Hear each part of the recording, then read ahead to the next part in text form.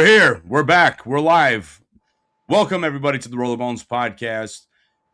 It's been a while since I've been at the home studio. Joined always with brother Cody. Let me hit the button over here so we can share it over on Instagram as well.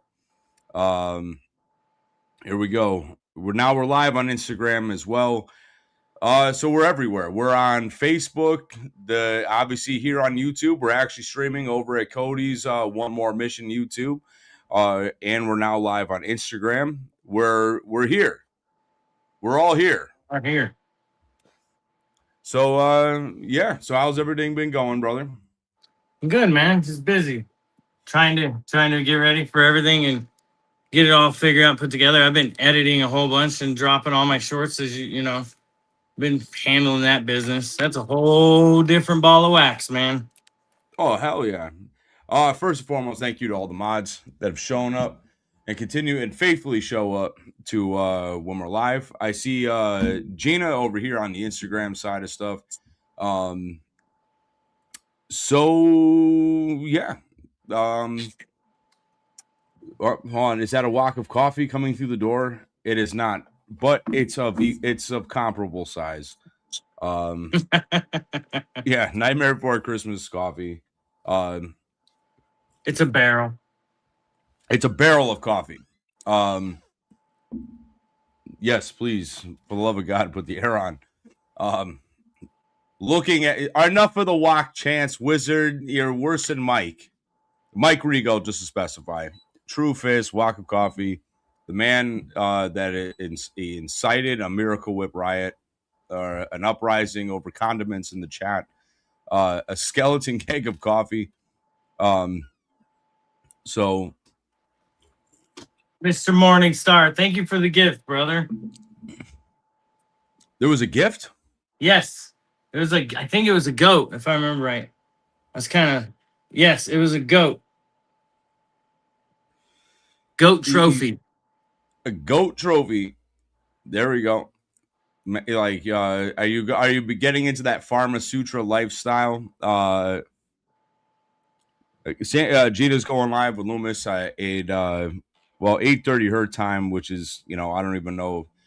I got Sheriff Officer Keith Shibley joining with offensive emojis already. But no, so me and Cody had talked about it. We have a lot of great content that's now in the works. We're officially, obviously, as you know, we're officially up the road. We have a professional studio space. Me, him, and Anthony Arlotta. Our production company is off to the races. I'm still over here in the home studio tonight with this Mossad camera. Mike Rigo, he's over here. He's hanging out over there on the other side of stuff. Mike, we're also up on YouTube, bro. But so share us around, share the link. Studio is in the works. He's coming out. We're gonna do some on the road. We're gonna go investigating. We're returning to a few locations. Absolutely. And Yali, how are you, sister? We have it's gonna be some great stuff.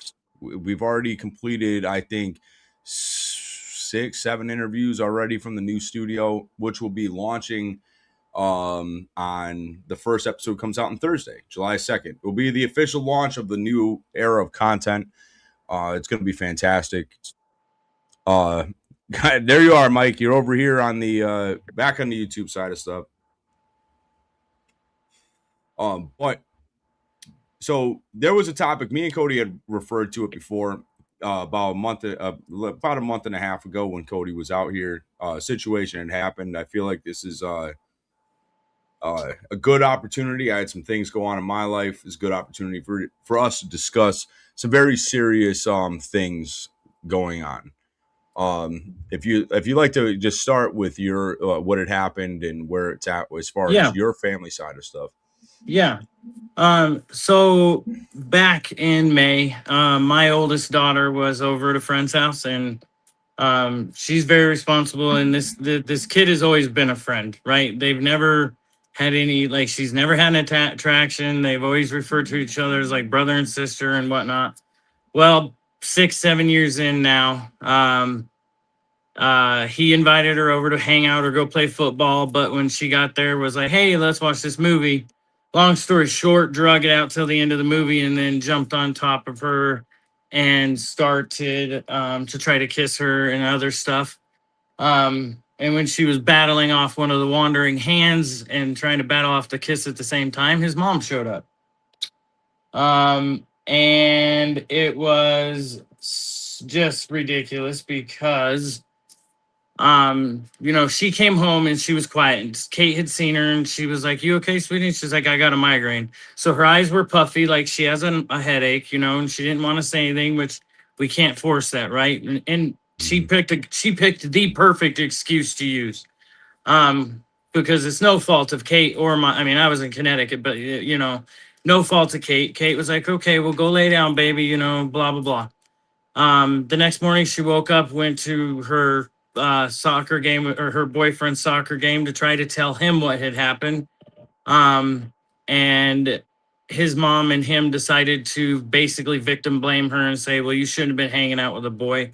Long story short, this mom and this ex-boyfriend always have another girl named Addison hanging out over there, and they're always hanging out alone, and they're just friends. They've known each other since they were 2. They're like brother and sister, so like the same excuse, and this kid never had an issue with these friends hanging out. So for one, there's 2 things that were super wrong with all this. The one boy that didn't know boundaries, and then the family that decided to victim blame and basically shut down the situation.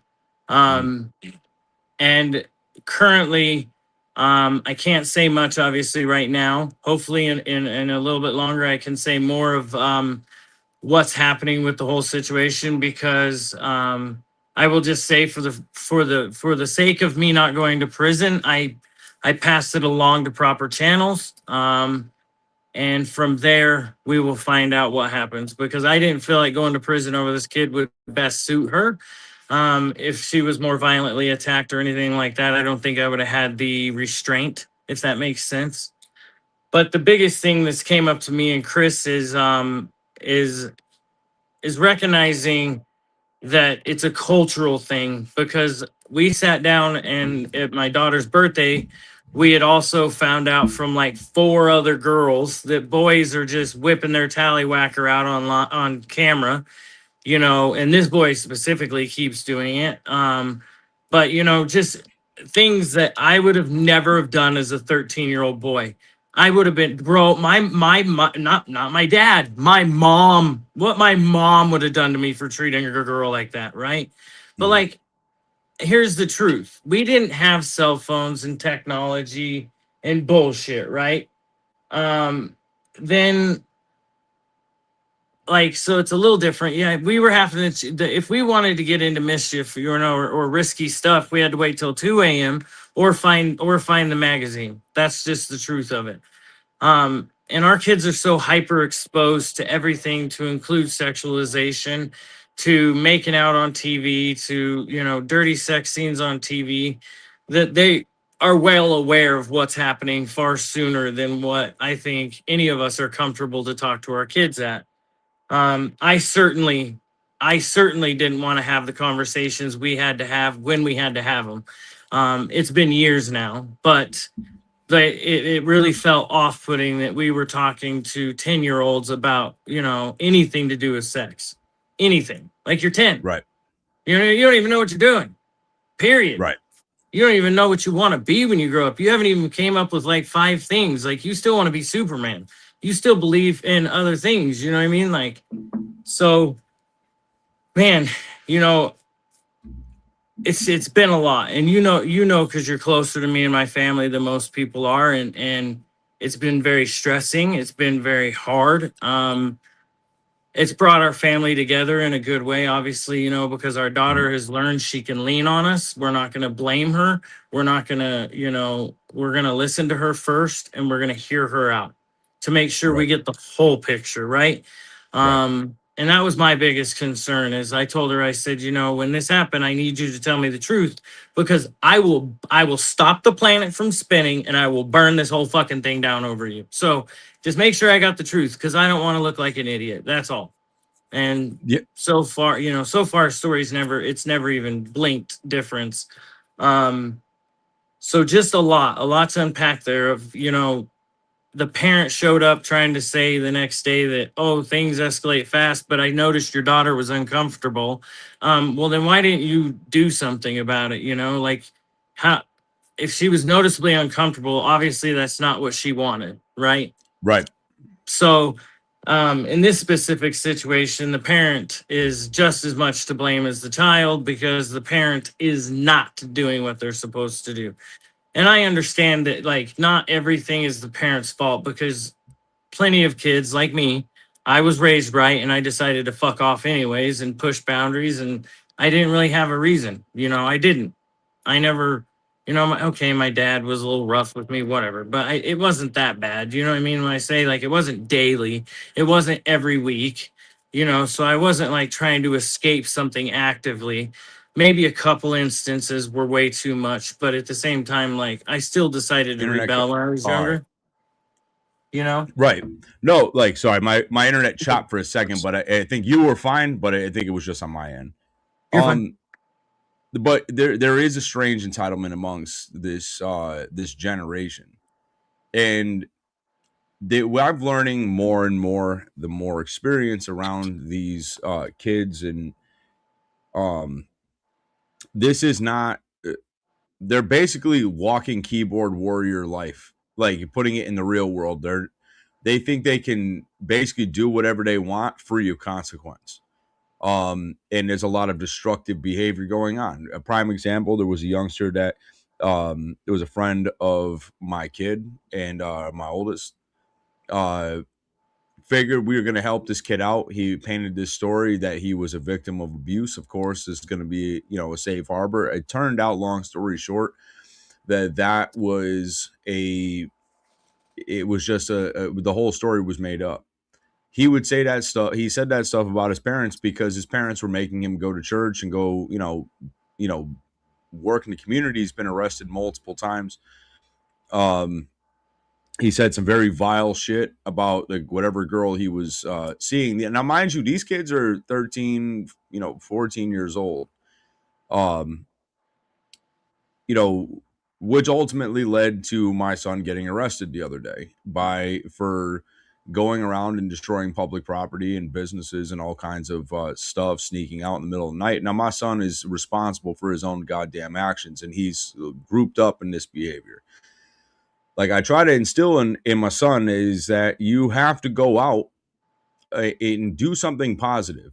You know, he's around. I don't know how many times I have to the way he keeps committing making these stupid decisions. I don't know Yeah, how many times I have to keep telling him that this is a destructive road. Like they think that the Hollywood version of crime, they think it's fun and it's games. Or they're missing. I try to explain to him, like I'm trying to get to his head. At this point, I'm taking a more heavier approach. It's like, fine, you want to know what this life is about? You're gonna see your friends die. Your friends are gonna go to fucking prison the rest of their lives.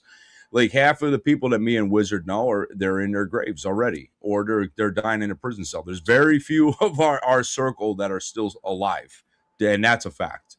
Um, and the thing is, it's not glamorous. It's a nasty, vile life, and these kids they think that they are free of consequence. They could do all these things, and they're encouraging other kids to do stupid shit that's going to get them hurt or get them in trouble. Like, and it's not just these two kids. It's, I'd say, the vast majority. There's a huge percentile. I'd say like over half of the percentage of these youngsters today are already engaging in some wild shit.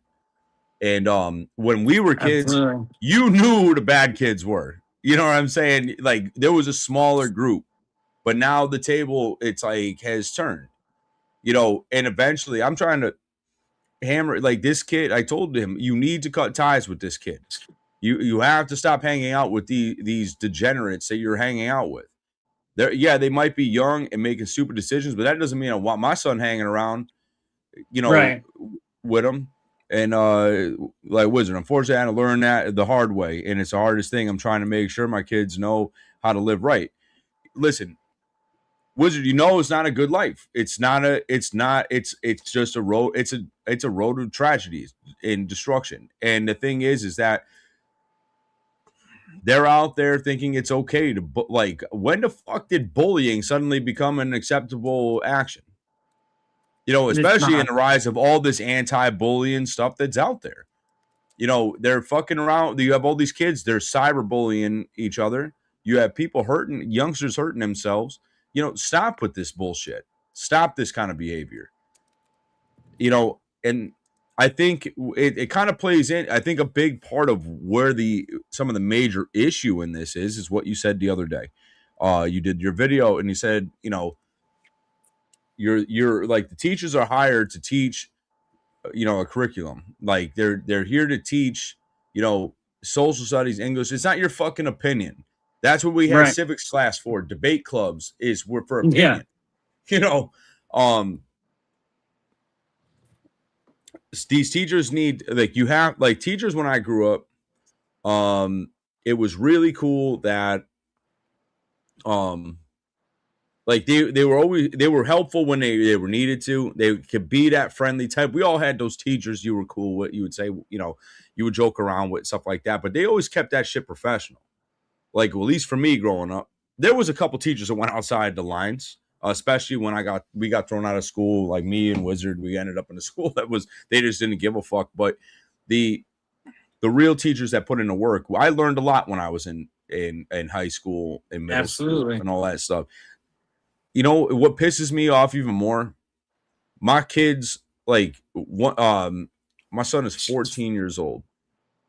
He, like, when I asked him where do you live? Like, what state are we in? And he's saying Hartford.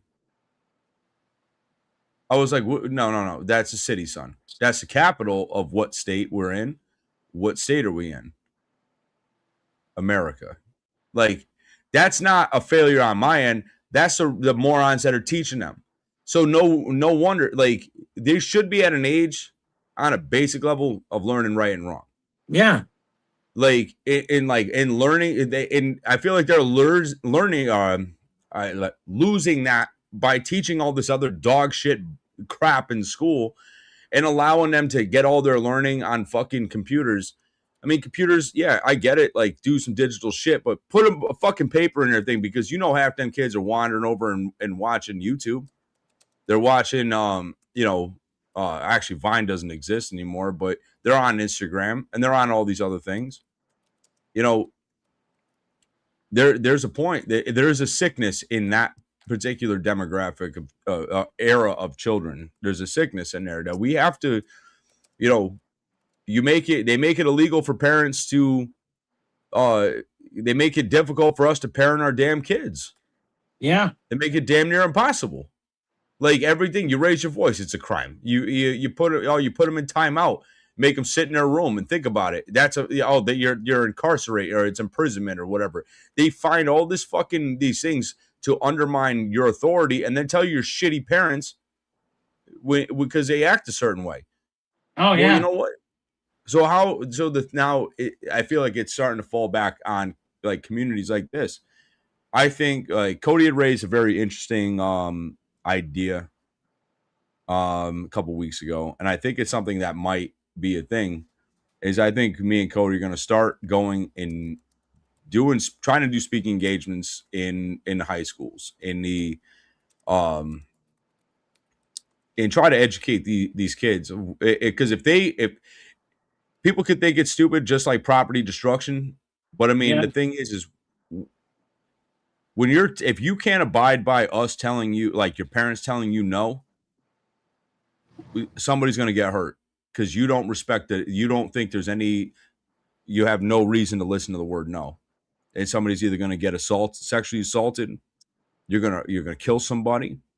And it's like, and maybe some of these kids are going through some shit. Maybe some fucking hard ass weirdos, like, and crazies can educate them a little bit.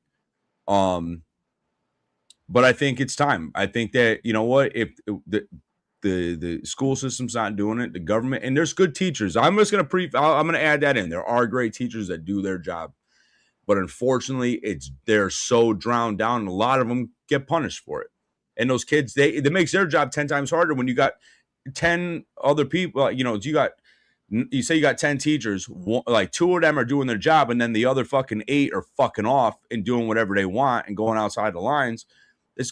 So when those kids are going to a party hour and then they get to these people's class, they don't want to learn shit. Who is that? It's like, by the way, Chris, did you guys hear about how Chris Murphy from Connecticut proposed a bill that would eventually raise the federal minimum wage to $25 an hour? Yeah, that's not exciting news, because you see, the thing is, yeah, that's cool and everything, bro. Like, That's but robots. the problem is, but here's the problem, dude, is that minimum wage is going to go up, and so is everything else. Like, cost of living will spike with that. So, like, what they need to do is, if they can raise, like, I think that people should be entitled to a living wage, to be able to pay their bills. Like, I get it, if you're a kid, getting your first time job, yeah, you make 15 bucks an hour, $17 an hour. But if you've been working for the same company making 17 an hour, like, fuck that. Like, people should be entitled to a living wage. But the only way that you're going to beat that is by halting cost of living going up in there. And if you can figure out that problem, because that's a huge spike, $7 increase, like, that's crazy. Yeah, it's really quick on that. Like, that's why when you go to McDonald's, you have to you have to put it in on a screen, because they fired all the people that make $25 an hour, because they ain't gonna pay a bunch of idiots. No offense, they're not gonna pay a bunch of people that aren't worth $25 when they can get a touch screen to do it for themselves, and then put one person over there just to manage the front. That's what they're gonna do. So we're just losing jobs more than anything. California is a perfect example. Colorado. But back on topic. So, Wizard, I partially agree with your comment. You said, let me find it back before I say something. So teachers are restrained from teaching to their fullest potential. I disagree.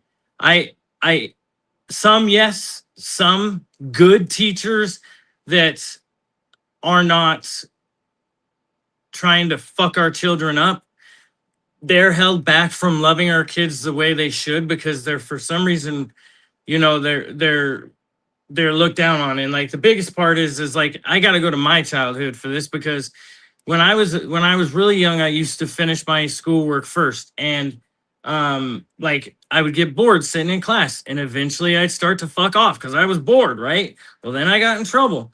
Well, it kept happening over and over, and the teachers like told my mom, she's like, listen, like, he's not failing anything. He's smarter than hell. And she's like, I started paying attention. He's finishing his schoolwork 10, 15 minutes or 5 minutes fast. And then he sits there for 2 and he starts fidgeting like a kid, right? So she took a little card that was like, brain fart. What is the little cards that we had? Index card. And on that index card, if I got 3 stars in a day, I got to go spend the last period of school with the special ed kids in that room and help them out in their room and hang out with them. If I got 3 check marks and I got in trouble 3 times, I had to go sit in the 6th grade classroom with my nose under the chalkboard, like against the wall for like 30 minutes, right? So like it was ingenious, because I got what I want to listen, or I got punished. And teachers can't do that. They'd be like, oh, they're bullying him. No, it's strategic teaching, right? Like, you're thinking outside the box.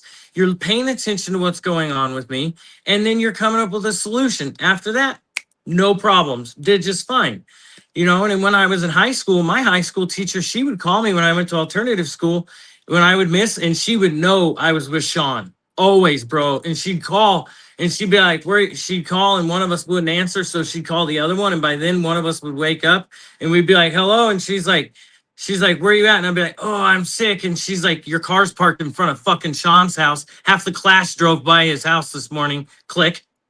Like, damn, teach. You know what I mean? Like, she was honest. And Miss Arroyo was at an alternative school, was allowed to be that way, obviously. But like they aren't allowed to love like that anymore. And if they do, they get fucking fucked over by parents bad. And that's Yep. what I see. Is I see all the really good teachers that have all the love in the world for our kids that aren't trying to teach them about drag queens and teach them about being gay or teach them about being something they're not, or liberating their minds. They stick to the curriculum. They make sure the kid comes to school well dressed, well fed, and cleaned, taken care of. And outside of that, they're like, this kid's good. They make sure the parents, they meet us and they're like, oh, they're great parents. But like Mhm. we've had to really lean on all of our teachers with me being sick and explain like, hey, our kids are going to miss time because if I go to the hospital tomorrow morning, Kate's not going to make the kids go to school right after watching me get loaded into an ambulance, right? That's traumatic for them. So we just tell them, hey, this is the situation, and they're like, oh, okay. So anytime that they miss, we tell them why, obviously, in an email, and they're like, okay, cool. Or, is there anything we can do? But it's not every teacher. Last year, Emmy had a teacher that was a 19-year-old or 21-year-old out of college. The chick was out. You've seen her on Instagram doing fucking body shots at the bar, and then she's in class the next day.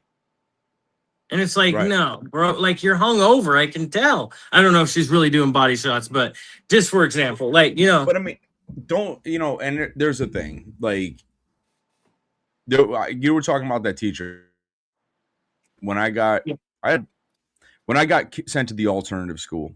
Um, it was a joke over there. But then I met the second year I was there. Probably the best teacher I've ever. He was just a unique motherfucker, dude. His name was Mark Berube. I stayed in touch with him even after I got out of high school. Um, right. Berube came in and like he was a hard ass dude, but he was really calm. He was lax on certain things, but he was real tough on getting the work done. And I remember he was like, you know what? He got in a lot of trouble from the administration at times because he wanted to start teaching us practical stuff in addition to the Yeah. schoolwork. So he was teaching us the stock market. He was teaching us they wouldn't allow us to go to career day because we're a bunch of shitheads. Um at the time right. I was really big into body modification. It's not really a mystery. I'm covered in tattoos and I had all the piercings at one point. I wanted to learn how to be a piercer. And obviously that's not you're on your garden variety career day thing. But so he had some of the military recruiters come down and sit with us, but he actually reached out to a shop. It was a piercer named Jay Prince, and he moved out from here down to Arizona. He's one of the best piercers. It was one of the best piercers in Connecticut. And he took me down there to talk to him. He like got permission from my mom, drove me down to the mall, and I was talking to him, and he was giving me so I got a taste of that business. So he made sure that he never counted anybody down. Even after when I was making all the mistakes he never gave up on me. The only thing that makes me upset is obviously life got in the way. And you just lose track of you talk at a distance and emails or whatever. But he had passed away back in like I think it was 2017. So he never I would love to see Mark. I would love to have him see what I'm doing now. And because he ran was we called it the barn, but I mean that was it was called the Phoenix program. But I would have loved to be doing what I do now, to be able to go in there and talk to the kids in there that and show them like, look, I came out of this program and this is what I'm doing now. And I mean, I don't want to get emotional about it, but Berube was a very he was one of those people that just never gave up on me, even when I gave up on myself. You know what I'm saying? Amen, Um, bro. and I remember showing up at his house, like it like 2 a.m. He was up. He's like, "What the fuck are you doing here?" He's like, "Well, now that I'm up, we might as well go have a beer out back." Like And he would tell me, he's like, "Well, I'm gonna say it anyways. Maybe you should stop doing the stupid shit you're doing, you fucking retard." Uh, but he'd always give me a hug. I remember he called me when my daughter was born. He's like, "I'm proud of you. I'm so proud of you." Um, So yeah, but he was a great dude. I know Wizard knows who he is. Like, he was just a great guy. That You we know, need teachers like that, man. we do, and we're forcing. Therefore, it seems like they're forcing them out of the school system, right? And what me and Chris's idea, and we can't hit every school in the nation, but what if we can just sit down and talk to just the boys and be honest with them and talk to them and be like, listen, these are the boundaries. Like, you can't touch or talk to a girl like this. You can't act like this, because if you do, you're going to become a sex offender very fast, and you're burnt. Right. And as soon as you know, and if you do commit those things, you deserve to be labeled as that. And luckily for them, most of that'll disappear when they turn 18. But unfortunately, it's going to disappear, because what if it doesn't get corrected the right way? Yes. Because we know Colorado. I know myself here personally. On the adult side, in prison, if you're an SO and you refuse to do treatment, they send you to a private prison that's not Colorado Department of Corrections. It still is technically, but it's a private ran prison. So they're whole different guards. They don't have any curriculum. They have like GED. That's it. They don't have any schools. They don't, so like if you want to get something done in prison, you have to like go to a state prison, to go to school, to go to welding, to go to, whatever, sheep herding or whatever classes there are.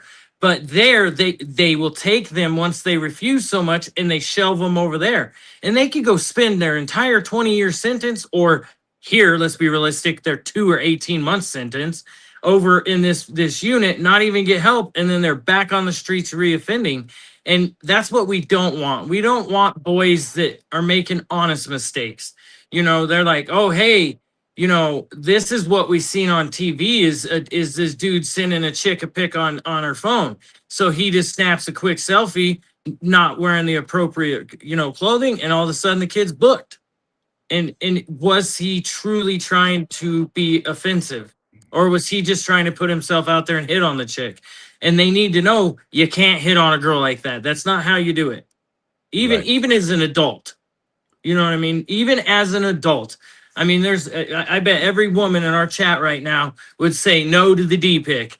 Don't send one. That is stupid. You know what I mean? Like, if you don't know the guy, I mean, if you're married to him, maybe a different story. I don't know. But I'm saying, when you're meeting, when Right. you get some chick's number, you're not like, hey, check this selfie out. Click, like, it just doesn't make sense. But for the kids that don't have good parents, the parents that are not there, that are not actively putting in the work to make sure their kids understand.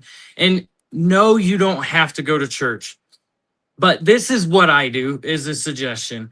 I use my church as my backup, because they will help teach the words and the teachings of Jesus Christ to my kids, to reaffirm what I'm saying. So now there's a larger group of people that they can get to know, that are older, that they can get to trust also. And they're like, hey, what your dad's saying is the same thing that we're saying. And then big picture is, my daughter, Emmy, she learns from multiple people exactly what's going on. Hey, you can't be out here very much. Okay, I love you. Give me a kiss.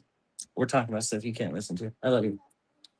I know. She wants to say hi really quick. Just say hi. 7 times on the podcast. You're going for the record. How are you, girl? Get your hand in your mouth. Doing Say good? hi. Hi. Hey, I love you. We got to talk. You can come back later. I love you. Get inside.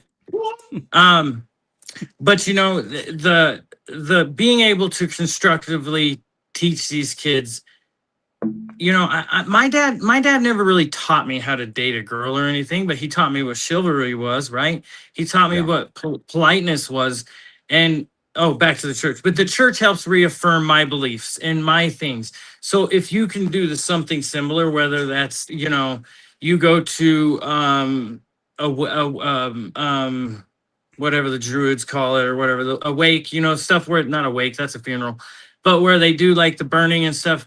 It doesn't matter what your beliefs are. If it's good beliefs, and it makes a person a good person and gives them consequences outside of the law and outside of everything else, something that builds that inside of them, because they can't have this entitled opinion that you were talking about of like, oh, it don't matter what happened, I can do what I want. No, you can't. And the problem is, kids like that, are going to find out when that door slams and it's too late. Yep. I see like Keith said his military high school reached out. He's going to be going there next year to give his presentation. Congratulations, brother. And Matt sends D pics all the time. It needs to stop. But he just takes a picture of himself. There's two things that Gina said that I wanted to touch on. She said she had a teacher that came to dinner every week to her house. Best teacher ever. He committed suicide and it crushed her. And that's, you never know what's going on in there. But Gina says Bible study in school would be nice. And I know my wife had brought it up. They're trying to implement. There's I forgot what state it's in. They're trying to implement Texas, baby. Prayer within the schools. So now this is where it gets complicated. You either give religious freedom to all, like a comfort to all within reason. Not like none of that fucking Scientology or any of that goofy shit. But I mean, if the Muslim kids had a spot for them, the Jewish kids, the Christian kids, like as long as all three of them have God in their script, like it's fine to me. But where it gets dicey in this situation, there is a separation of church and state for a reason. Now we do have religious schools. Now that should be a case to case basis. You can open up that door, but to mandate it would be a constitutional like overstep, an overreach. Yep. So that's going to get very true. That's going to be a very difficult one for them to navigate. So that's why I think the best course of action would be to allow other religious representation so people can experience faith in whichever way. Now, that does not mean there should be we should be setting up a satanic altar for people to sacrifice. Nope. Like that falls into the occult and the fringe. They can say it's a religious base because they have zealots and those kind of things. But I think that, let's focus on the ones of positivity and, because like not every Muslim's a terrorist, not every fucking, not every, Jewish kid is some psychotic child molester. Like, not every, just like every Catholic isn't thinking about raping kids. Like, you just keep things at a base level and allow them their own experiences. Or, I mean, if it's a Catholic school, it's a Catholic school. Like, they don't, you're not going to be sending, a Muslim family is not going to be sending their children to a Catholic school. But if you wanted to make that something an elective or something that, at least open up the doors for like clubs or organizations or even have more teaching about that era, that time period, understanding it, because there's you could apply a lot of religious significance to what's going on in the world now. And I mean, I'm curious, I'll get your take on this. I've heard this from a few different religious, like, I guess, scholars or people that really are deep in Bible study. They say that the Torah, the Quran, and the Bible are basically three parts of the same book, just mixed up. So no, not at all. So the Quran was written 500 years after the Bible, and the Bible's two parts, basically the Old Testament, Torah-ish, and the Torah is built out of the Old Testament. So yes, when you say that, the Torah and the Bible, they go hand in hand, right? Because they're one and the same. So to make it simple and easy, Jewish people believe in the Old Testament or the Torah too, and that's the religious followings that they believe. God seen that they were sacrificing all their pigs, giving all their gold, and they were still just doing whatever the fuck they wanted. So God's like, okay, I'm going to send my son down, and I'm going to send him to die on the cross, and he will be the ultimate sacrifice. You cannot sacrifice any pig, any money, any person, anything. You can't burn enough sage to outdo Jesus, right? That's what he says. So he says this will be the last sacrifice that is given to me because it's gotten out of hand. This will be the sacrifice that cleanses all people of all their sins if they choose to accept his word, his salvation, and him as the one and true Mm, only God, right? So now when it comes to Islam, I'm well educated on Islam, obviously. The dude went in a cave, he came out, he got a 9-year old, he made her write the book. Muhammad then went and murdered millions of people. Jesus never murdered anybody.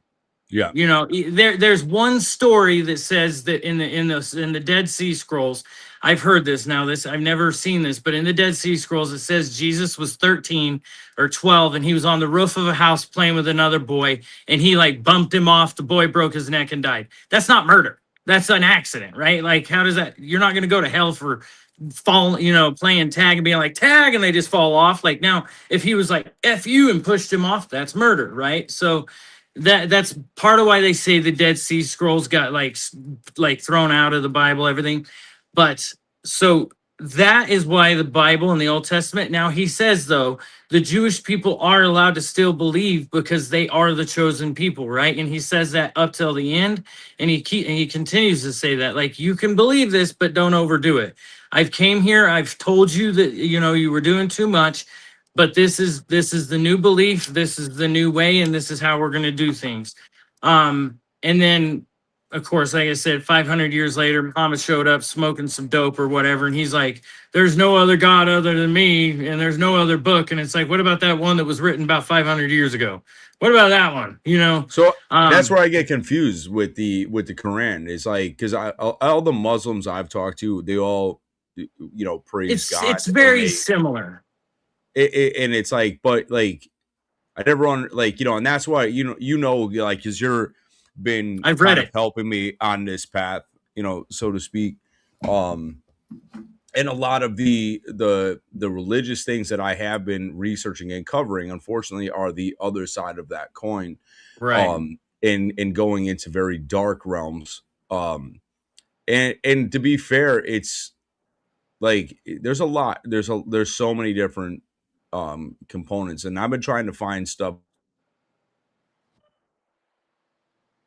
ancient, but it's a very I don't know. It's all very intricate and It is. complicated. So that's why I'm going to be getting involved in like different. I'm going to find like a Bible study up here to be involved in Yeah. or do more research, and learn more. The Quran is very. So the Quran has a lot of stories that you could almost be like, this seems like it was stolen almost. You know what I mean? Like if there wasn't a book written already before it, 500 plus years prior, and or the Old Testament's older. But the problem is in the Quran, it does specifically say that Christianity is the enemy. It is not the friend. Judaism is the enemy. So they're two brothers. They're the first two brothers, and I can't remember for the life of me who they were, but I want to say Cain and Abel, but Cain and Abel, one of them died. One of them killed the other one, actually. But just say, Isaiah and whoever, whichever guys, two guys were brothers. One was Jewish, one was Muslim. And that's how they separate it like tribes, and they try to explain it like that. But they definitely do say that in the end, Islam has to be the only religion in the one world power. You can either convert, you can either be killed, or you can pay a hell of a tax. That's basically what they say in there. And this is from me reading it. Like this is no like hate from somebody else on the internet. Because when I went over there, I sat down with my interpreters, and I'm like, man, these are some good fucking people, dude. Like they're not bad people. They Right. didn't have a problem with us. And like when we needed booze, my interpreter would go to the liquor store in Baghdad. He would sneak it back for us, a big old fifth of Jack, and he would give it to us. And I'm like, wait, you guys have liquor stores here? And he's like, well, there's 3 in the whole country. He's like, and Right. technically they're in areas where they're like safe to be, but there is people that would watch who goes in and out of the liquor store and attack them, right? Because you're not allowed to drink. But like I was very curious because of their customs were different. Especially when it comes to their women. Like when I seen that little girl get dragged out of the back of the car at a traffic control point because she made eye contact with me, and get the living tarnation beat out of her because her dad said she was smiling and flirting with me and she wasn't. She was listening to my command and making eye contact. I was telling her get out of the car with a gun in her face. She probably should have listened. That's a good idea. You know, you probably shouldn't Yeah. beat your daughter. But and we couldn't do anything. And that was the hardest thing is you can't even stop it because it is against Geneva Conventions to interfere in their religious beliefs, and it's part of Yep. their religion to be that way. So we have my brother Jose said, "You ain't gotta believe it, but we're in the last days. Everything is happening, and the world is written in the Bible. No debates, no questioning. Jesus is coming soon." Amen. Um, and one thing for certain, like, all right, so there was a guy, Father Dan Real, somebody I've been trying to get on the platform for a little bit. I encourage people to watch his episode on Sean Ryan. It was really interesting. Um, he does exorcism, but the thing he had stated in there was about the end of days. He said that there'll be a great war that will last like I forgot how many years in the Middle East, followed by a 1,000-year peace. Like Yep. which, and he made a valid point. He's pretty sure that we're not in that peace. You know what I mean? It's been nothing but war and conflict for the last 1,000 years already. And I think we're heading to that conclusion of that chapter. Because obviously all hell's breaking loose over there. I mean, you have Israel's attacking Lebanon, they're attacking Iran, or it's already jumping off over there in a bad way. So Ishmael and Isaac. Sorry, not to cut you off. oh no, That's the no, you're two. good. That's the two brothers. But speaking, you're right. The Antichrist is spoke about in both halves. By the way, How do they depict the Antichrist in the that's Bible? that's the hard part, right? Because technically, to us as a Christian, the Antichrist is he could pop up as the one that basically turns the world Muslim. Like they have a dude that's like super fucking loved inside of their religion, and he's stashed away somewhere fucking safe. And I can't remember. I think I sent you the video about him a long time ago when the Charlie Kirk stuff. Remember when that one dude that was like speaking to the room full of Muslims, and he Mm-hmm. was switching back between English and Arabic, and Yeah, he looked really American for being Arabic. Like he yeah, just came off very American. So it's kind of one of those up for debate things, right? They're going to claim that they're the second, that they are that they are God. They're going to basically claim I'm the return, I'm the return of Christ, and that's not true. He will come through the clouds on a stallion, riding back into this world. Now you have to worry about holographics because we are that technologically advanced that they could blow a huge thing up in the sky and act like Jesus came back and then say it was an alien invasion and all this crap. We could get bamboozled quick and we wouldn't even yeah. know it nowadays. You know what I mean? You know, But go what's ahead. interesting? What's interesting? I'm gonna have to, I can't remember the exact Bible verses, but we discussed it when we around the time when we were covering the Charlie Kirk, right when that in that first couple weeks when that initially happened, when me and Trevor were talking about it, there were very interesting connections to the Bible, time frames, numbers, and even then, like I've been talking to a friend of ours, James Jordan, who's very big into numerology, and Yep. which I still don't understand, but it is pretty wild.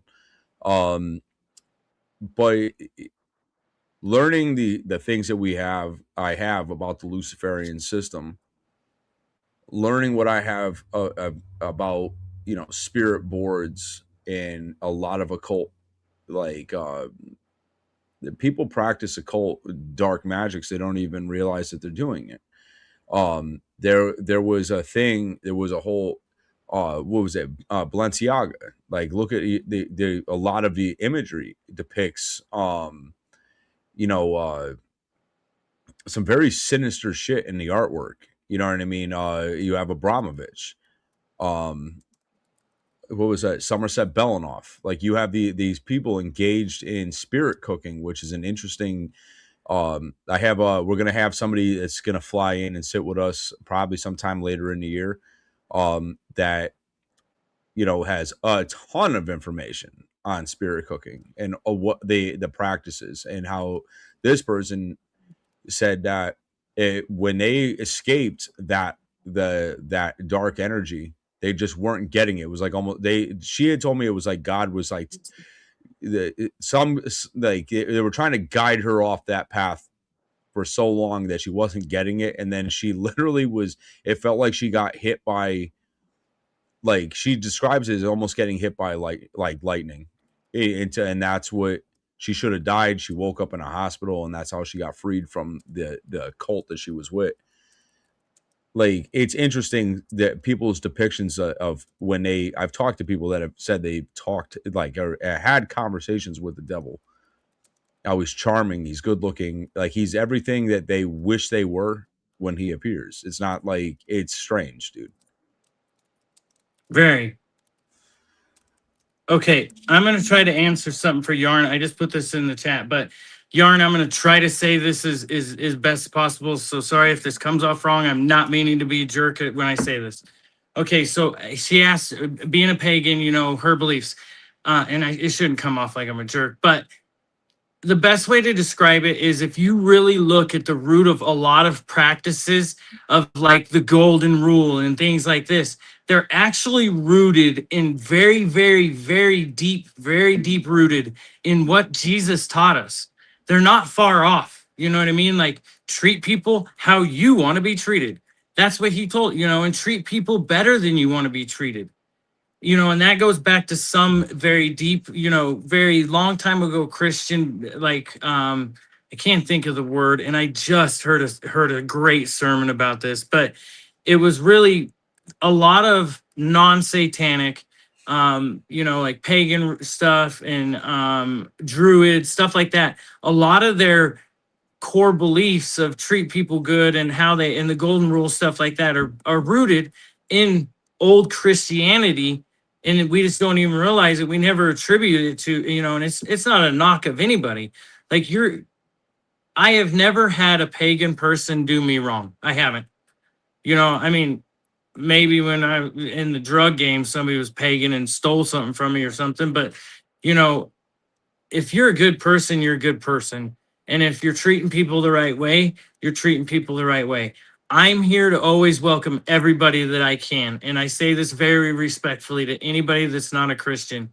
But I am here to welcome you to the arms of Jesus Christ. He accepts everyone exactly where you're at, exactly how you are. You're perfect, you're amazing, and you're the way he wants you to be. And he will help you. You know, he will leave the flock of 99 to turn and come back and get you every time. And that's just the way he is. You know, when people think about a God, like, they don't realize that he's omnipresent, omnipotent, and omniscient, meaning he can hear all, see all, and be all. There's nothing of that. And that I don't even know if that can really register to us as a human, you know? Right. And going back to the Antichrist, I don't know that it's not AI or a form of. Fair. Well, I mean, there's a lot of weird stuff in relation to like people fucking around with AI. I wish I had reels on the ready that I can queue up. I do have some holdovers though from yeah,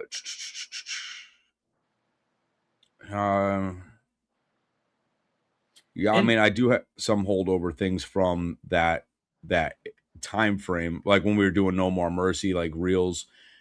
There's some wicked things that operate in this life, and Absolutely. And I don't necessarily know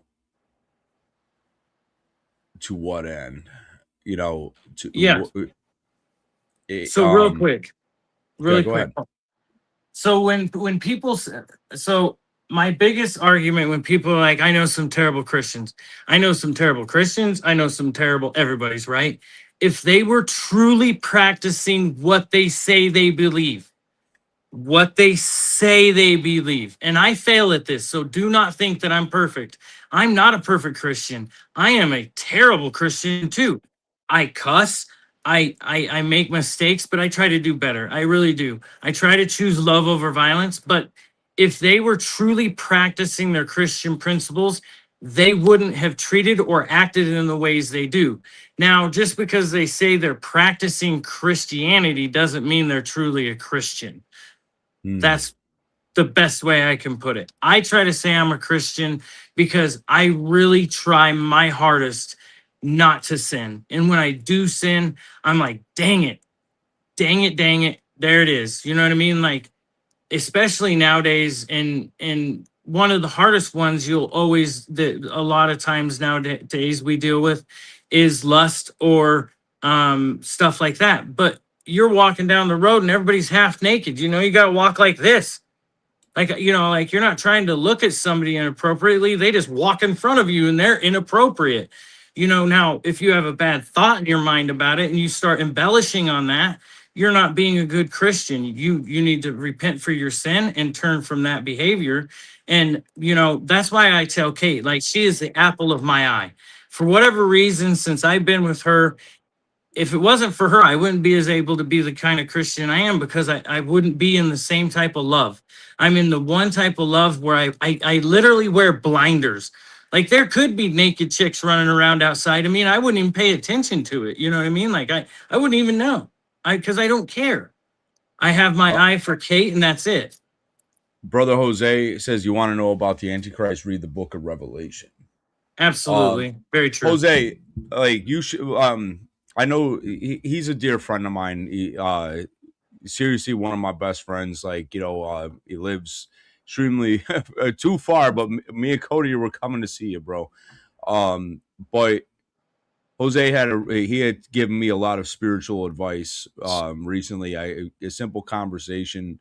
Um, and it was my brother like really got introduced to God. And what, Jose, it's been almost a year, bro, right? You've become very religious. And Jose was, when I first met him, he was, Jose's a hard work and he's a great father, really hard working motherfucker, dude. I'll tell you that. And so but when he started, I thought I thought he was fucking with me at first, but he had his own religion, religious experience or divine experience, and that I'm not going to put out there. That's for him to share that, But um, and Jose, thank you for talking to me about that stuff. It was a couple months, maybe almost. It was like back in the fall. Me and him had this conversation. It was and Jose, I hope you know how valued in my life you are, and how much I know we don't talk all the time, and life gets in the way. But I love you so much, bro.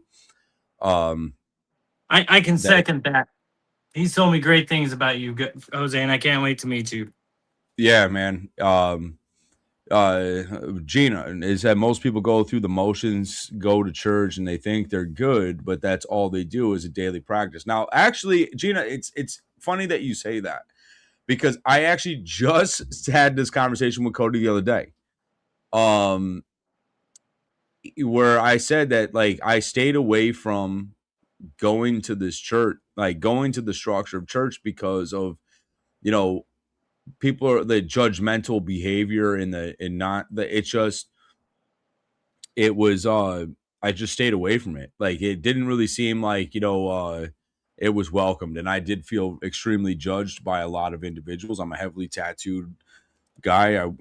I cover very dark situations, so I didn't really feel welcomed, if that makes any sense. So but what really helped me in that case was talking with guys like Cody or Mel Chancey or Rob Borelli, even Jose, that you know the building, like Rob Borelli had told me, the building is kind of irrelevant. Like it's like you yourself are the church. Like it's how you have to take that in and believe it, and you continue on to work. You know what I mean? Because and I know there's another guy I know that he runs a congregation. Just he don't give a fuck, dude. He'll do it in a park. He'll do it in a he has no building, itself, but he said he does his sermons in his things out in the wilderness, like out in like at a lakeside, because that it's like so people can experience like they can, he said you feel like he feels like he can feel that energy better when the sun's on him. You know what I mean? and it's interesting. Um, It's hard because that's where we put people in, right? So right. like Jesus, let's go back to this. Jesus is the only perfect human. He's the only one that never committed a sin, never sinned. He walked this earth until the day he died or the day he was strung up on that cross. And then he still didn't even turn. And then he died and they took him down. In 3 days he rested. And then as the prophecy says, he got up. He even folded the cloth. That's how they knew he left, because of the way he had folded the cloth inside of the tomb. And this is from historians, not necessarily from Bible, right? Right. But the problem is and that's why I think that's why people forget, but that's why he chose the 12 disciples he did. He went out and he found the 12 most raunchy. He basically was like, let me get that Derek hand over there, let me get that prostitute, let me get the drug dealer, let me get the hitman, let me get the Mhm. mafia guy, let me get the serial killer, let me get the tax collector. Let me get the dude that calls you about your extended car warranty that rips you off, and he takes all 12 of these pieces of shit and he turns them into great people. And they still fail. Like they still doubted him. They weren't even good people. You like that? Your extended car warranty. But he took all these people and he made a representation of that you can be reborn out of those people, right? And you can be somebody new. And he gave them new names, he gave them new purpose and new meaning. And when we go to a church, the church is a building in which we can meet. And that building can be used to save other people, to baptize people, to feed people, to clothe people, to teach people, to just be there, play cornhole and get along, whatever it is, you know what I mean? To worship, to sing, all those things. But when you introduce humans that are not perfect, we are all living in our flesh. Not one of us are as good as God. We will fall short of the glory of God every single time. And unless we admit that every moment, every minute, and every second, we will not succeed. And the problem is when we start to judge other people, or when people in the church start to think like, oh, I own this place, I'm an elder, I've been here for 12 years of the 13 years it's been open, and I have some kind of ownership, then your pride has you. So right away, not acting like a very good Christian. And this just happened to me. I don't know if you guys who's got a chance to watch my videos, but I'm gonna put the full 25-minute video out tomorrow. um I literally had a girl, a 6-year or 7-year-old little girl, approach my daughter Monday night at vacation, or at VBS, which is a Bible school for kids that are really young. And she told my daughter, your daddy got arrested, your daddy got put in a cop car, your daddy's this. And I was mad. Ask Chris. I was hot. I called him. I was Yes. fucking hot. I was ready for war. Like, you're trying to make me look bad in my daughter's eyes. Like, my daughter, I went to prison 8 years, 10 years before she even was born. Shut your mouth. Like, I can't change, but it's somebody that has a problem with themselves. And I realize this, that something about me that I'm okay with and that I'm working on, they are exactly the same as me and they hate it about themselves. So now they're pointing it out to my daughter or their daughter, and their daughter's running her little poor neck at mine. And you know what? They didn't succeed at anything. You guys see my daughter come out here and give me a big old kiss, hug, and want to say hi. She Hell don't think yeah. her daddy's the devil. You all lost. And you know what? That is the exact people that turn people away from Christianity. But it's going to take people like me that's going to stand in their face and say, you're wrong. You're falling short. Admit it and get out of the way, because you're driving people away. And that God is going to hold people accountable for those actions. That is the thing that Gina is right. I do my lefts and my rights and my turns and my ups and my downs, just like God said. No, you're not. You're becoming ritualistic. You're becoming very, I guess that's the best way to put it, ritualistic, right? Yeah. You're committing that you're doing the ritual. You're just not meaning anything by it, and you're not doing the work of what needs to be done. So, yeah, sorry, we got on a soapbox there. No, I mean, but you know what? It's a valid point. You know what? I can't, like, I don't have time for it. I won't. I've seen and survived too much crazy shit in my life to have to deal with some arrogant jerk off that it wants to sell me I got more Jesus than you got, like, you know what I mean, like, well, if you got to say that to me, then bro, like, You check your own shit. That's what I've you been ain't got saying much. forever. But you know You ain't what, got. it's that philosophy that people push that pushes people farther away from whatever community that they're looking for. Like, they try to find it. Well, that'd be like, could you imagine, I know I won't have this problem here, but could you imagine fast forward, 3 years from now, where now we're a big platform, we have all this stuff. Um, could you imagine one of our day ones, sitting there saying it was like, well, I was there first, so fuck off. Well, that's never going to happen because I know our people. I trust our people.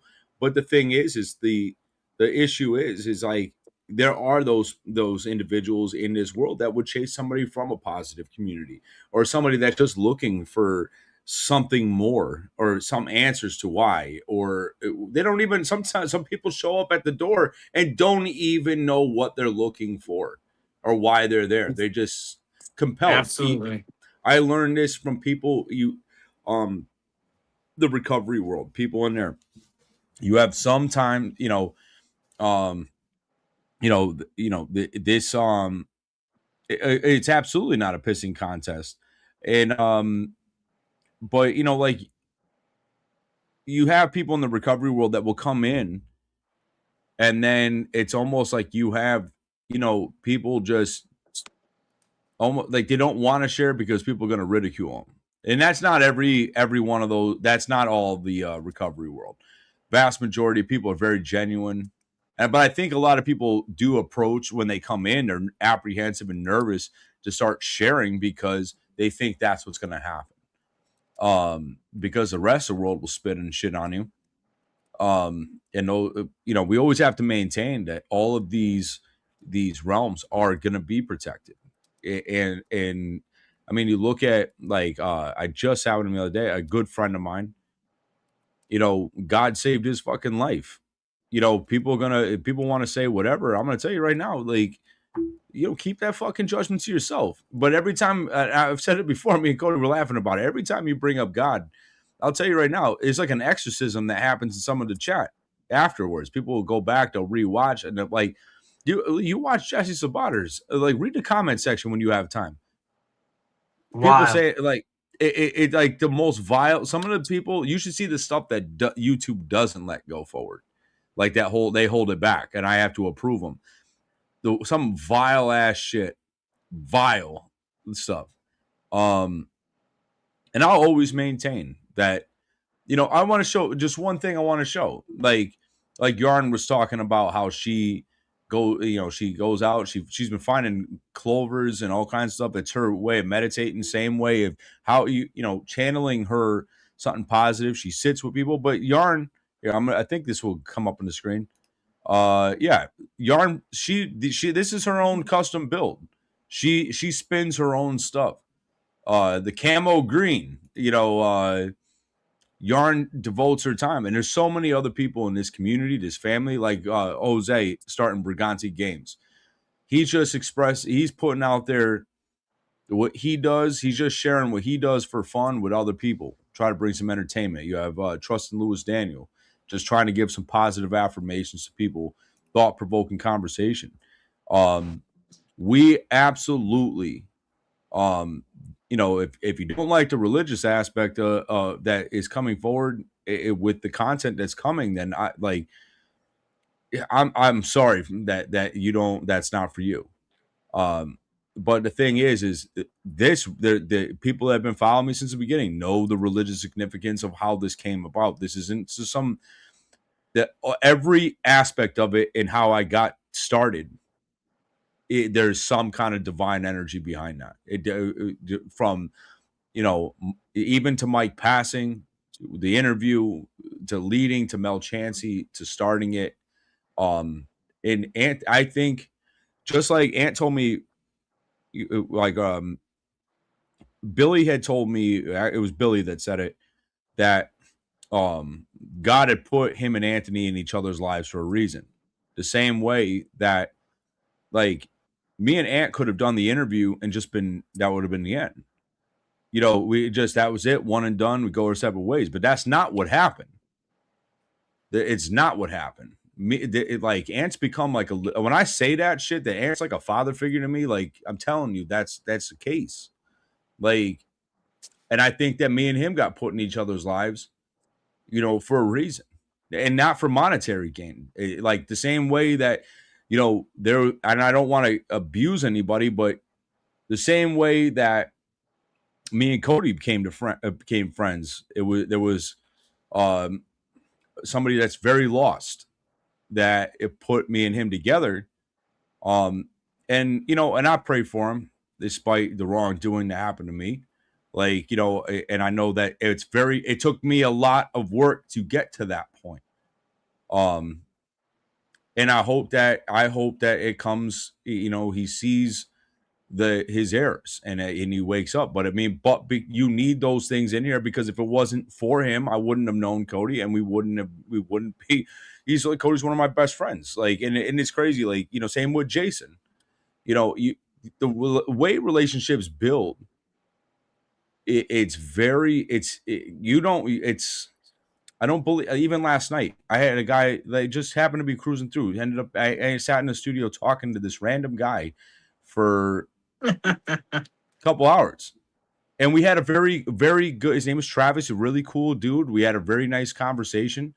And he's, you know, and you know, it was interesting, and it shows how fucked society really is, right? So he felt like, I don't know what your take is. Like, he would, you don't, I got to tell him, like, it's like, you don't just say it as it is, bro. Like, you know, I'm not, but because people get so fucking crazy, they feel like any comment, they bring up a certain thing, they just feel viciously attacked right out the gate. Like, you know, and that shows that you know, how fucked up the world is, that you have to approach even just a singular conversation with so much caution. But it turned out that, who knows? Like he said, who knows? Maybe we never talk again. But you know what the thing is we still had a great conversation in that moment. You know? Yeah. You meet some interesting people. I mean, I don't advise meeting random people behind a warehouse in the middle of the night, but I mean, but it's still. Save me, Aaron. I've always thought of Chris and Red as part of my family. I love them and their family to death. I can never repay them for everything they have done for me since. Well, I've never given you any money, so you don't have to repay me for anything. But that, you know what? I'll always do my best to show up for a friend or somebody in need. That's just how I'm wired. And I might call you a retard, or, you know, if you did something stupid. But the thing is, I'll still do my best. But just to preface it, I'm not giving anybody any money. No money. Unless you better be dying. It doesn't mean ask me for money either, bro. No. I get that card first, and I don't use it. Yeah. You know, I think like with me, Chris, like part of, like, you know, like, I don't know, like, you know, a lot about what's gone on the past few years of my life, and with me being sick, and like, I really needed to get back to church. Like, I knew I was missing something. I just didn't know what I was missing. And Kate kept telling me, she was like, you know, come, you know, I'm looking for a new church. And this one, she's like, I think I found one. And finally, I was like, let's go, you know. And what was crazy is literally when we were going, my kids, so my oldest daughter and this little boy were dating or whatever. He was like 12, she was like 12 too, or whatever. And he was a super badass hockey player, super cool kid, like very respectful, very good kid, right? Well, he was my son's best friend. They were cool or whatever. Well, his sister was 14 and then tried to start dating my 10-year-old son. Like, it was like, okay. And the parents were like, yeah, that's cool with us. I'm like, that's not cool with me or my wife. What are you talking about? Yeah, she's like 14. I'm like, what psychotic behavior is going on here? So then we go to church, and here they come. They show up the first time we go, and I tell like, and then we were leaving, and I was like, this is a good church, dude. I can dig it, because the first sermon that we were sitting there, Patrick was talking about men and women living together and having sex before being married. And he's like, I wish I could talk to every one of these couples that are in this situation, because I would tell them the man needs to ask her to marry. Let's get married here now. Don't worry about the theatrics. Don't worry about all this shit, because you're causing her to sin, and you're going to go to hell for these sins. You got to stop this, right? And I was like, it's true. Like, that's very true. Like, I didn't think about it like that. Like, if you're not willing to marry her right away, but you're willing to desecrate her, and you're willing to make her sin, and you have these beliefs. So we're assuming they're both Christian, right? Obviously. But like, I was like, man, I can dig what this dude's putting down. And we were in the gym of a middle school at the time. The church didn't even have a building at all. We had to set it up and take it down every Sunday. And the assistant pastor, Caleb, he found me and Kate like that. He seen us, and he was like, hey, so glad you came to church. It's first time seeing you. I was like, yeah, I know they weren't big, couple hundred people max, but still, for him to notice we were new and we were there. And it doesn't help that, listen, when I go to church, I sit in the front row. I sit right there. I'm not missing the message. I'm not going to sit behind and watch people's back of their heads. I'm not going to sit, and that's not me. That's the only place I won't sit in the back or sit in the front, bro. Only place I'll act like that. But truthfully, and I tell my wife this, I'm like, it's because then I have all these people in between me, and I'm caught up thinking about what Danny's doing. I'm caught up thinking about what Jason's doing. I'm caught up thinking about what Michelle's doing over there. You know what I mean? And I miss it. So I sit up front, and my wife loves to sit up front too. But so the next weekend, came about, right? Well, over this week, I had found out that the parents of this kid that was trying to date my kid, right? The older girl, there's like a 15-year difference, or like she was 21 and he was 15 when they got together, and they've been together since. And I was like, she's an SO. She's a pedo. Well, my kids went and told their kids I called her a pedo, and she had this huge issue with it. And I'm like, I'll tell it to her face. I don't care. Like, I don't care how long you've been together. When you got together, he was a kid, and that is sick. Like, you're both gross. Like, the age gap when you get older, when you're 30 dating a 40-year-old, whatever. But if you're 17 dating a 32-year-old, something's wrong. It's illegal. It's illegal. But even if you take away the law, I'm just saying there is no mental capacity where they meet on the same wavelengths. Like, come on, get out of here. You're not that mature, and you're not that immature, even if you were halfway in between. So it's just disgusting. But so I had said that, and Kate was like, well, what are we going to do now? We just found this awesome church. I'm like, well, I'll fight them over it. I don't care. We ain't going nowhere. We're staying there, and if they want to stay with their dirty laundry, we can go talk to the pastor about it. You know what I mean? Like, we could get somebody else's opinion. Luckily, they just stopped coming, and we stayed there, and they got into their own building. And when we got there into our own building, Patrick always asked us for two things: grace and patience. He's like, listen, this is our first church. We haven't had a building. We're going to make mistakes. We're not going to make everybody happy. We're going to mess services up. We're going to be late. We're going to do things wrong.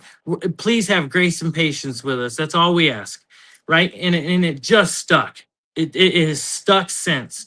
And even though there's some people in that place, they're humans. And I have to remember that they are not representatives of Jesus. They're humans. They're just like me. And if you look at church the right way, church is just like a hospital. You don't have anybody that's fucking healthy going to a hospital.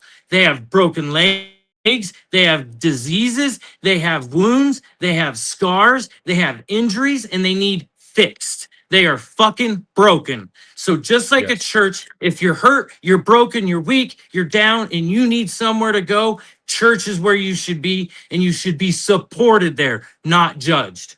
And that I will stand on.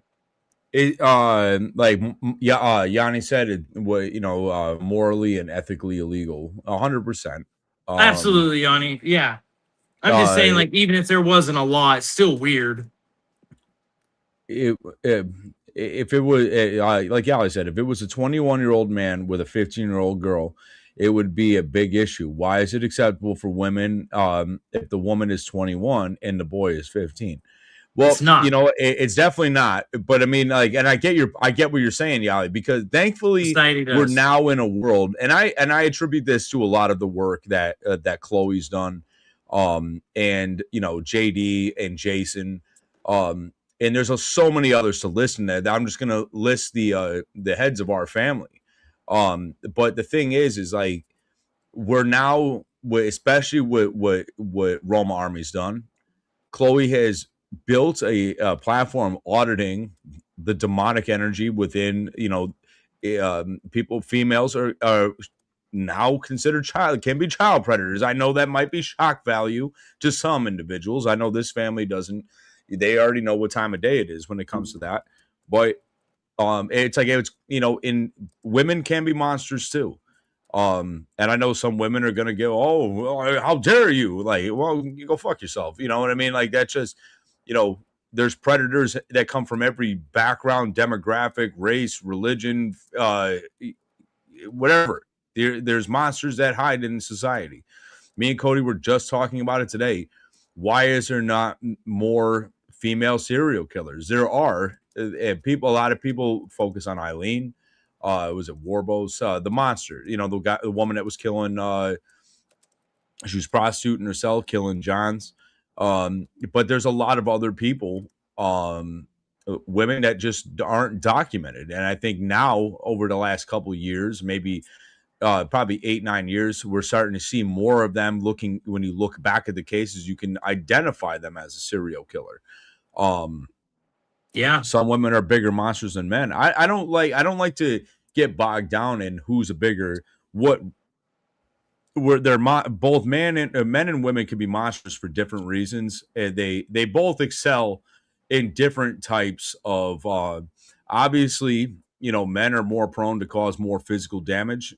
I'll be right back. Yeah, but there's a lot of women that cause a lot of psychological harm. So it's really, some people are just proficient at both. I mean, you don't have to like that number, but it's a fact. It is absolutely a fact that women can be predators the same way men can. Women can be killers too. We just live in a fucked up world. That's it.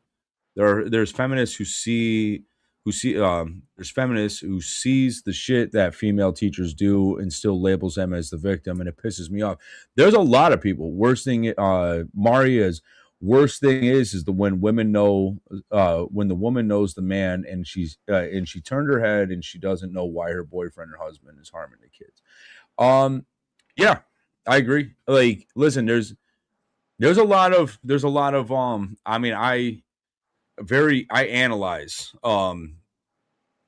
I analyze every situation. I'll know 100% if there's something off with my kids, like if there was something wrong. And I remember my son he came in and said one thing one time, and he was talking about, it was a friend of his, but he was like, what if somebody touches and I turned around and was like, who the fuck? Like, I was ready to go to war. But you make sure you know your kid's personality. Storm the Pitbull is a new face, but welcome. The internet has exposed the predatory and exploitive nature of so many women that the fair sex myth has died a death. That is absolutely facts. That is absolute facts. But welcome. It's nice to see a new face, a new name. Maybe, I don't know. Maybe you are somebody I know. I don't know. But that statement is 100% factual. And the thing is that these predators need to be scared that that people like us exist. Like Jason, it says it, analyze your surroundings. I teach my kids, I try to my best at least to instill in them. Don't just walk headstrong into a situation. Don't just march into, like, if there's a community event and you're there, fucking, look around and see how people move, how they're, what are they doing? Don't just ever walk into any situation blind. And I hate, what the thing is these type of problems always existed in all of our lifetime. So many different generations. The problem is that in this day and age, that these soft on crime politicians and judges and cops and all the ones, and it's not all. I'm not blaming all of them, but the thing is that they've emboldened predators to act and do whatever they want. And a lot of sexual trauma, or different types of abuse have become the linchpin or the root cause of a lot of people's addictions, and suffering throughout their lives. And we need to stop this, because these pieces of shit, because it's like we have no room for them in our society. If you wake up fantasizing about a child, we have no room for you. You're not a victim. You're not the victim. I did a whole thing talking about Beyond the Plus, some jerk off fucking organization. They folded up shop, but they still exist. Just they have to hide in secrecy. They thought they were going to join the Alphabet Mafia, and have pedophilia be a recognized part of being a sexual preference. It's not. That is not ever going to be acceptable. Not now. Not ever. Even the LGBT community does not want child predators. There's like a revolt going on even within their own community. And then you have these dirtbag pieces of shit that just like monsters try to infiltrate anything that was with the intention of doing well or protecting others. That's a society. They, up near the optimistic attitude of all the 90s is all gone. It was 9/11 that killed it, or the www. You know what, the internet, yes, 9/11 for sure. Well, think about it this way. Remember, the first time that I remember in my lifetime coming up through the 90s where they really implemented fear mongering. Now, fear has always been a thing. We saw it throughout history, and one big example was during the Cold War. They convinced, doing nuclear weapon drills. I mean, it shows how limited their mind was. It's like, hide under your desk. Yeah, that's going to stop a nuclear bomb.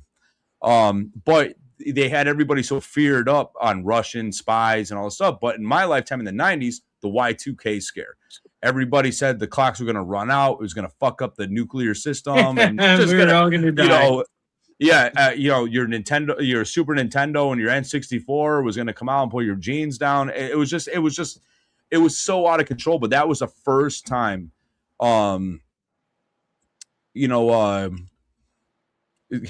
they might have been more naive. I don't know.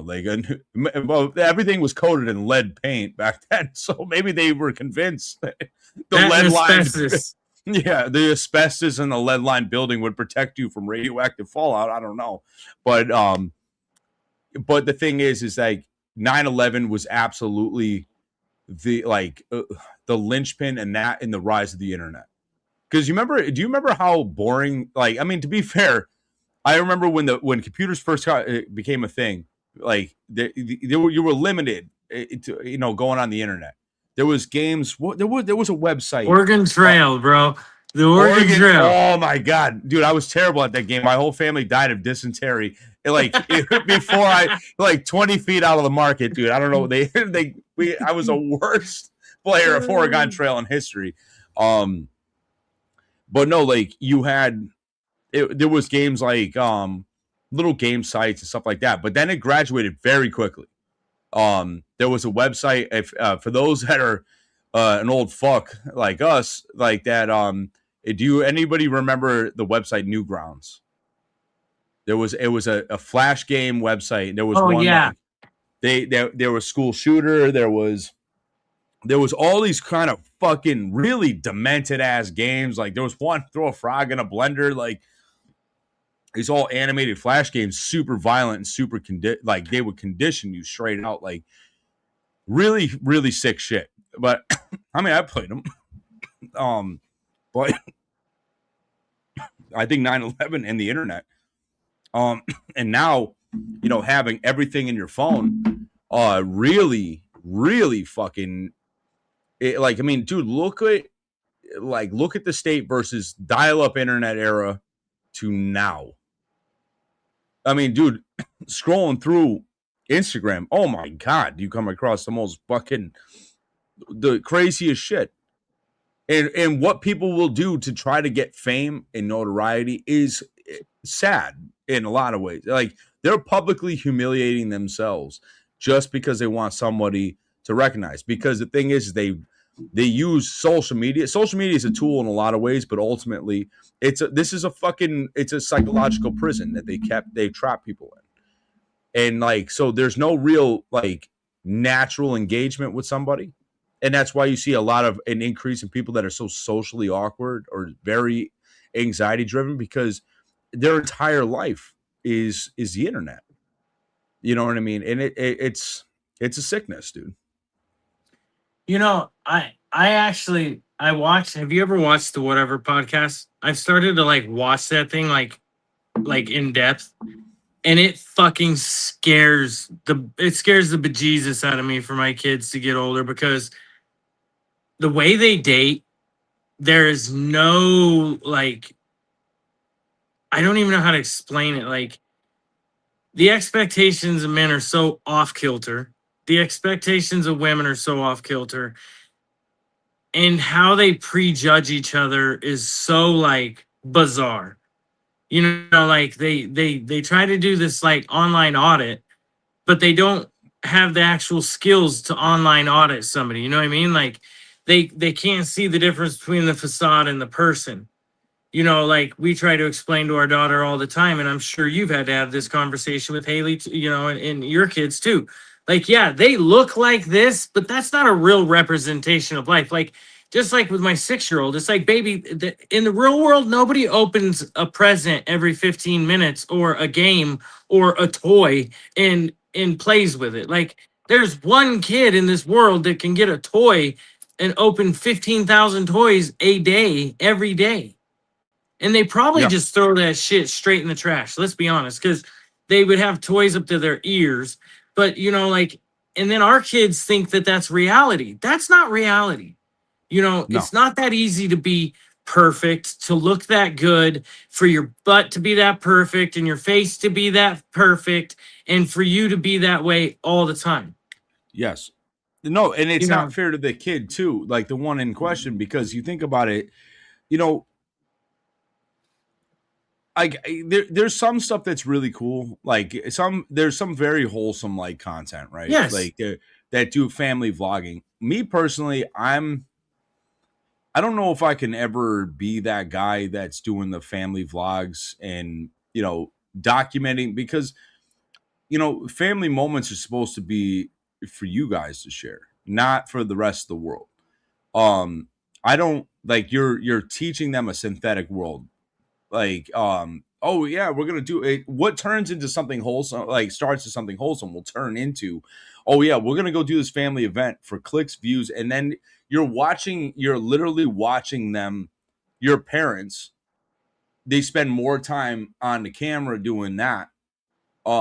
Like, I try to balance it up. Like, granted, I'm not going out and life vlogging. I'm not saying that I'm in social media, but I try to balance it up. Like, and I also try to do a diligent effort to shield my kids from my content, from what I'm doing. I mean, it's difficult in the digital age, but they're aware of what I do and why I do it. But I still don't want them watching it. But I don't want them starting their own platforms and YouTube channels. Like, you do that when you're older. And I Yeah. understand that there are kids that are making fucking millions of dollars doing it. But I'm trying to explain to my kids that a lot of the people that are donating money are pedophiles, that, like, to them, this is a fetish thing. Like, I don't use that language, but I'm like, I just explained to, they know, I keep them versed on what a child predator is, to keep them smart, keep them safe. But, I'm not going to use a language like the fetish language or anything sinister like that, or gross or vile. But I'm going to tell them, like, they're child predators that are donating that money For the wrong. for not good reasons. You look at and some of the kids that are playing these games. I mean, it makes them very susceptible to just very like sick people. Like, And what's scary is like you don't know who's watching or when they're watching it, right? And like it kind of goes back to like when you were asked on Kevin's show, right? And you were asked about that like being complicit. Like I don't think you are at all. I think we are far behind these people because of how sick they are. And we're behind because of the laws. And to protect our children, we have to educate them, which is harder because you have to be more protective in kid gloves, right? Because you can't tell them the truth. But you still have to have them on their toes. Um, and like teaching my daughter about Roblox because now that she can read, I'm like, you can't play Roblox. And she's like, what do you mean, Daddy? I'm just playing Dress to Impress. Like I'm just putting an outfit together. And I'm like, well, it doesn't matter to me, baby. Somebody can talk to you. And now that you can read, you're just reading the words. You have no idea what they're trying to say to you. And once you start putting that together, I don't need you groomed from the age of 6. And she's like, well, what do you mean, Daddy? And I'm like, no, you know. And then it goes back to the Instagram lawsuit. They got caught that when a 13-year-old deleted a picture after they posted it, they then got bombarded with ads of how they could make themselves look better. And that is wrong. Like, what if it was just the wrong picture? What if they just put up the picture of their dog, not even them, and they're like, oh, I meant to put up a picture of me in my cute dress. And now they're getting told they're ugly and they didn't do anything wrong in the first place. Yeah. Yanni, that was, I think that's kind of who like that platform, Ryan's World, was kind of what we were alluding to. Yes. So yeah, and I mean, look, I get his parents are in business. I don't know enough about them, and I'm not going to start throwing rocks at them, just for the sake of it. It's just not my thing. And it was very problematic for me and my wife, because that was really big when I was when my daughter was really little. And that was her illusion that she thought that that's how life would be, that she was going to wake up and get brand new toys and shit every day. And that's with that kind of thing, you're manufacturing envy very, very fast, in a young kid. And it's back in my day, you had to go to someone's house and be like, damn, you got a lot of shit. You know what I mean? Right. Yeah. Right. And it wasn't everybody you knew. The other thing is too, like me and Cody we did we on Instagram, we were talking about like 90s pop culture just randomly and whatnot. And it's where it made me think about, we were forced to have social interactions with people. Like when you play video games, you played them with your friends. Like you had four people, and that was some of the best. Those experiences were great because you're trash talking to each other, and then you get done, you go outside and play basketball, or like we learned how to be social. You know what I mean?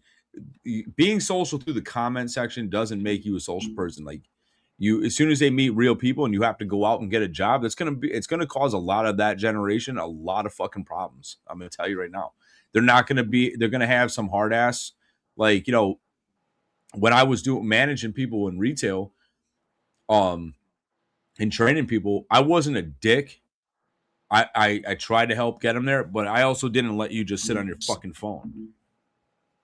Their problem solving skills suck.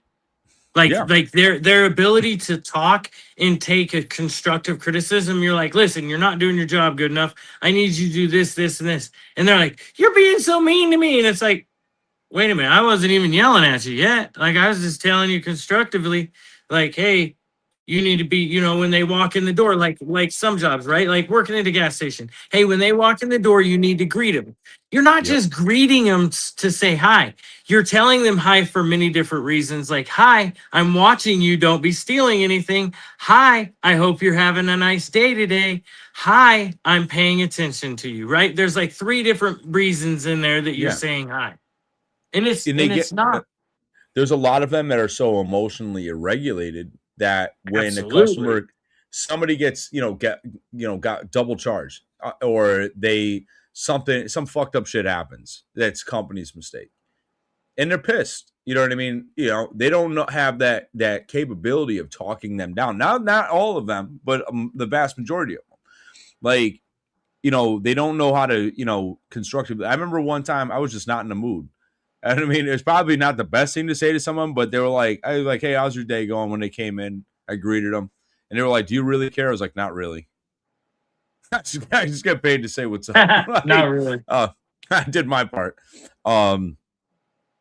But the thing is like, but when there's those moments where all of a sudden the system starts fucking up, there's something, it makes a mistake.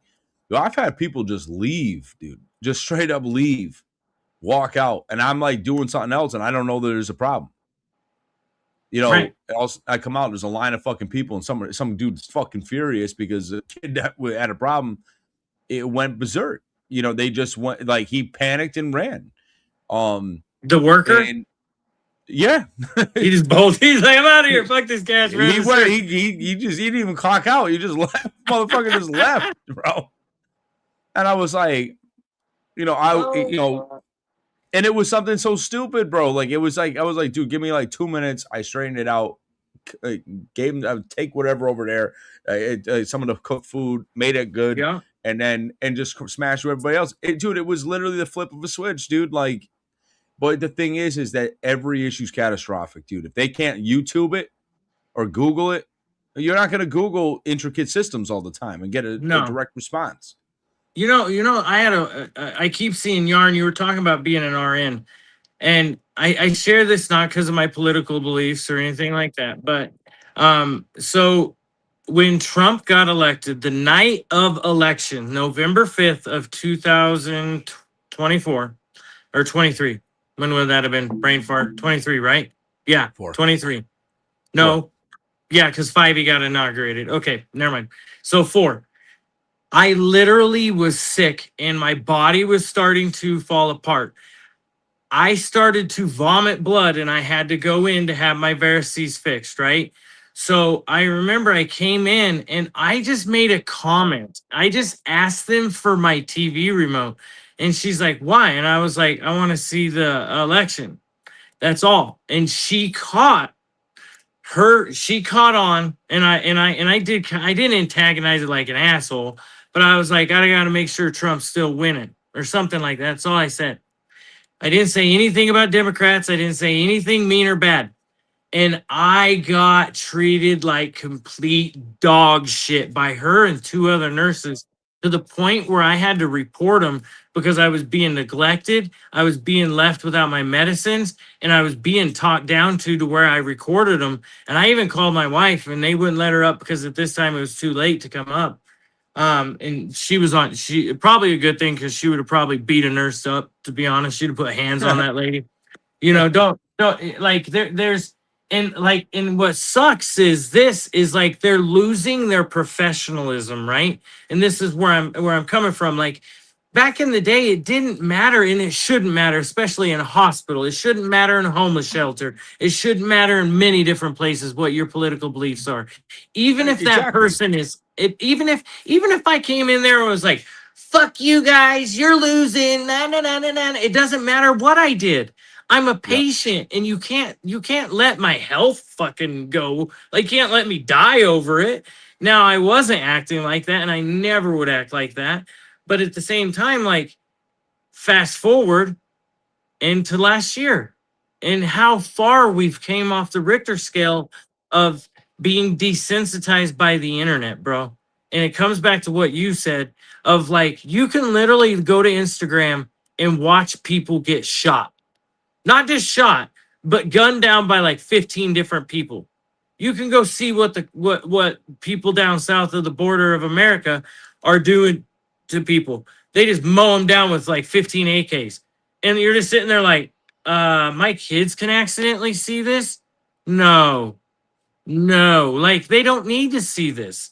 Like this is the worst that humanity I had to deploy to a country called Iraq to see somebody get shot. I mean, well, no, technically I've seen somebody get shot before that, but still, like most people don't see that kind of violence ever or shouldn't. You really shouldn't. But AI's not catching it, or AI's just letting it through. Let's be honest, because it does what it wants, not what we tell it to all the time. Yeah. And sadly enough, we have to protect our kids, and we have to protect ourselves, and that's where it comes back to parenting. It comes back to what we were originally talking about. We have to be more active in not just our own kids' lives, in every kid. Now don't go press your parenting onto another kid, but if I know what I can say to Chris's kids, and Chris Yep. knows what he could say to my kids, and I damn sure would let him parent them or construct, would criticize them and get onto them, because I trust Chris and I trust his beliefs and what he's raised his kids like, and I believe it's vice versa. Yeah. But even my neighbors' kids, and I know they're completely the opposite spectrum of me, but I would not guide their kids down the wrong road. I wouldn't let Right. their kids get hurt. I wouldn't let somebody drive up and take their kid. I would, and they probably, I don't know if it's the same. I couldn't say they feel the same way. I think they would rather tell me my kid got taken. And that's the sad part. I would be drug off the back of the bumper, piece by piece. I would try to climb on the back of the car and ride it out of this neighborhood, smashing windows out to get that kid out, because it doesn't matter to me. It's a kid. And that kid is innocent until they turn old enough to make their own decisions. Yeah. And that's what it is. And you do your best, like, let them make sure they know they're not by themselves. Sometimes you see a kid sitting by himself, just say, hey, like, point, like, at least make it known, hey, if you need someone to talk to, I got you. But now, if I was that kid, hopefully he has a fucking brain in his head, even though I'm coming from a genuine place. Don't just walk the fuck up to me. But if you Uh, see it, because I wouldn't scold him like that, be like, I'm some fucking random guy. Like, yeah, but you no. know what? Talk to him. But like I've seen it before where we've gone to functions and there's a kid sitting by himself. And I like if I'm walking by, you good kid? You know what I mean? And then if he says yeah, but if he's still sitting there by himself, me or my wife, or even if Cody's around or other people, and friends of mine that are close, you keep an eye on that kid, from a distance. I'm not gonna overstep and do some shit, but if it was a friend of my family, if I knew him, and like and you always sit there and you count it down. I don't want to drift too far away in case I don't know where his parents are or whatever, but you know you never know. I've sat with grown adults that are sitting by themselves, and I'm just like, hey, what's up, buddy? Like, and I'll just sit down and shoot the shit with them because they just like they look like you could tell the difference when somebody looks like they're going through some shit. And that's what's important. But we gotta, we have to hit that point when we just. And I know our corner of the internet, that's what we strive for, is to try to build a better community. And so, when you see somebody that might be going through something, try to be polite, try to be kind to somebody. Just saying, sometimes ask them how their fucking day is, or just properly greeting somebody. Hey, how are you? You know, don't just brush people off and walk around like some big shot jerk off. Like, be kind to people. Um, but we're coming up. Cody stepped away for a second. We have a lot of great shit coming up. This week marks all the release of all the new content from the studio. James Jordan, your perfect timing, bro. Yeah. So new content coming out. It's fantastic. The studio is coming together wonderfully. It's fucking awesome stuff. James Jordan's he came in. He was featured on the Roll the Bones podcast. What do you call it? So, yeah. So yeah, I just lost my train of thought. I was reading the comments. We have great stuff coming out. Cody and it will be out here soon. We're going to be doing some really cool location content. It's not going to be live. We're going to actually record it and edit it up. We'll be traveling around to different areas of the state. So July 2nd, the new content from the studio will come up. And you'll actually see a very fast evolution of where it came. I did my first interview with Rick Baird from the New American Republic. It was a great conversation. Rick was there, like he showed up when we were still building the spot. But it was cool to have somebody in there. It's really exciting. Like, look, I have a sign out front. There's the sign right outside the studio. It's awesome. I'm very happy. Well, yeah, Kate. I mean, yeah. Plus, I can't say just yet. Kate already knows. We're going scouting on a location. I can't wait. It's gonna be fucking awesome. You're gonna stay tuned for that one. We'll make formal announcements when the time is right. I always try to make people laugh. That's we have a good time. Instagram is usually where we get a little bit more free and wild, and we'll still do some of those lives on YouTube. But it'll be a perfect opportunity to show you what's coming up pretty soon. Let me just cue it up here. This is what you can expect in the future.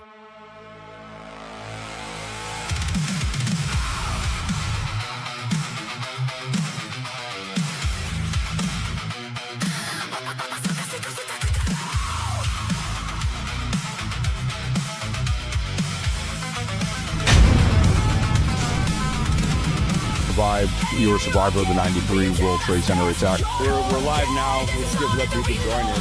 You know what time stands for? This I must earn. The people I was around knew I was fucking out of my mind. War is a profit center. Stuff in a regular jail. You get shipped to that jail. I'm like set the house on fire, try to kill all of you. Would you think he was joking? He had a shotgun in your face with a mask saying, "Give me the money." Truck bomb blows up the garage that they just walked past.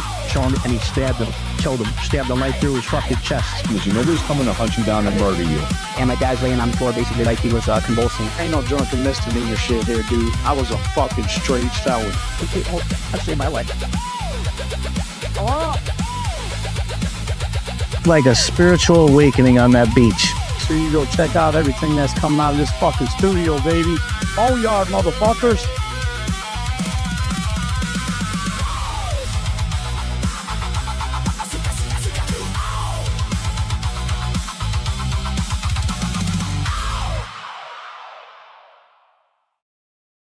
And that's a fucking rat. New era begins July 2nd. We have people flying in from all over the country. We have location shooting prepared. We're going to be hitting locations. Me and what do you call it? Me and Cody have certain locations. We have to figure out which ones we're going to hit. Yeah, Kate, you know that's right. That they're not ready for us.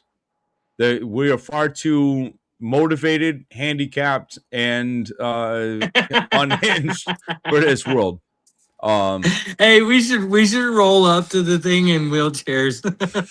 There's no ramp. I'll have the arm crutches.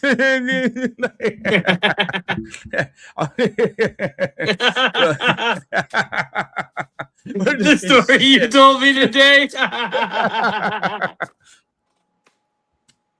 Oh, you're too much, bro. Like, listen, we have a lot of people like that are coming in. And the other thing I want you all to prepare for, it's an interview that it's probably the most requested interview I've out of everybody that's been on the platform. You will see the return of Anthony Arolata.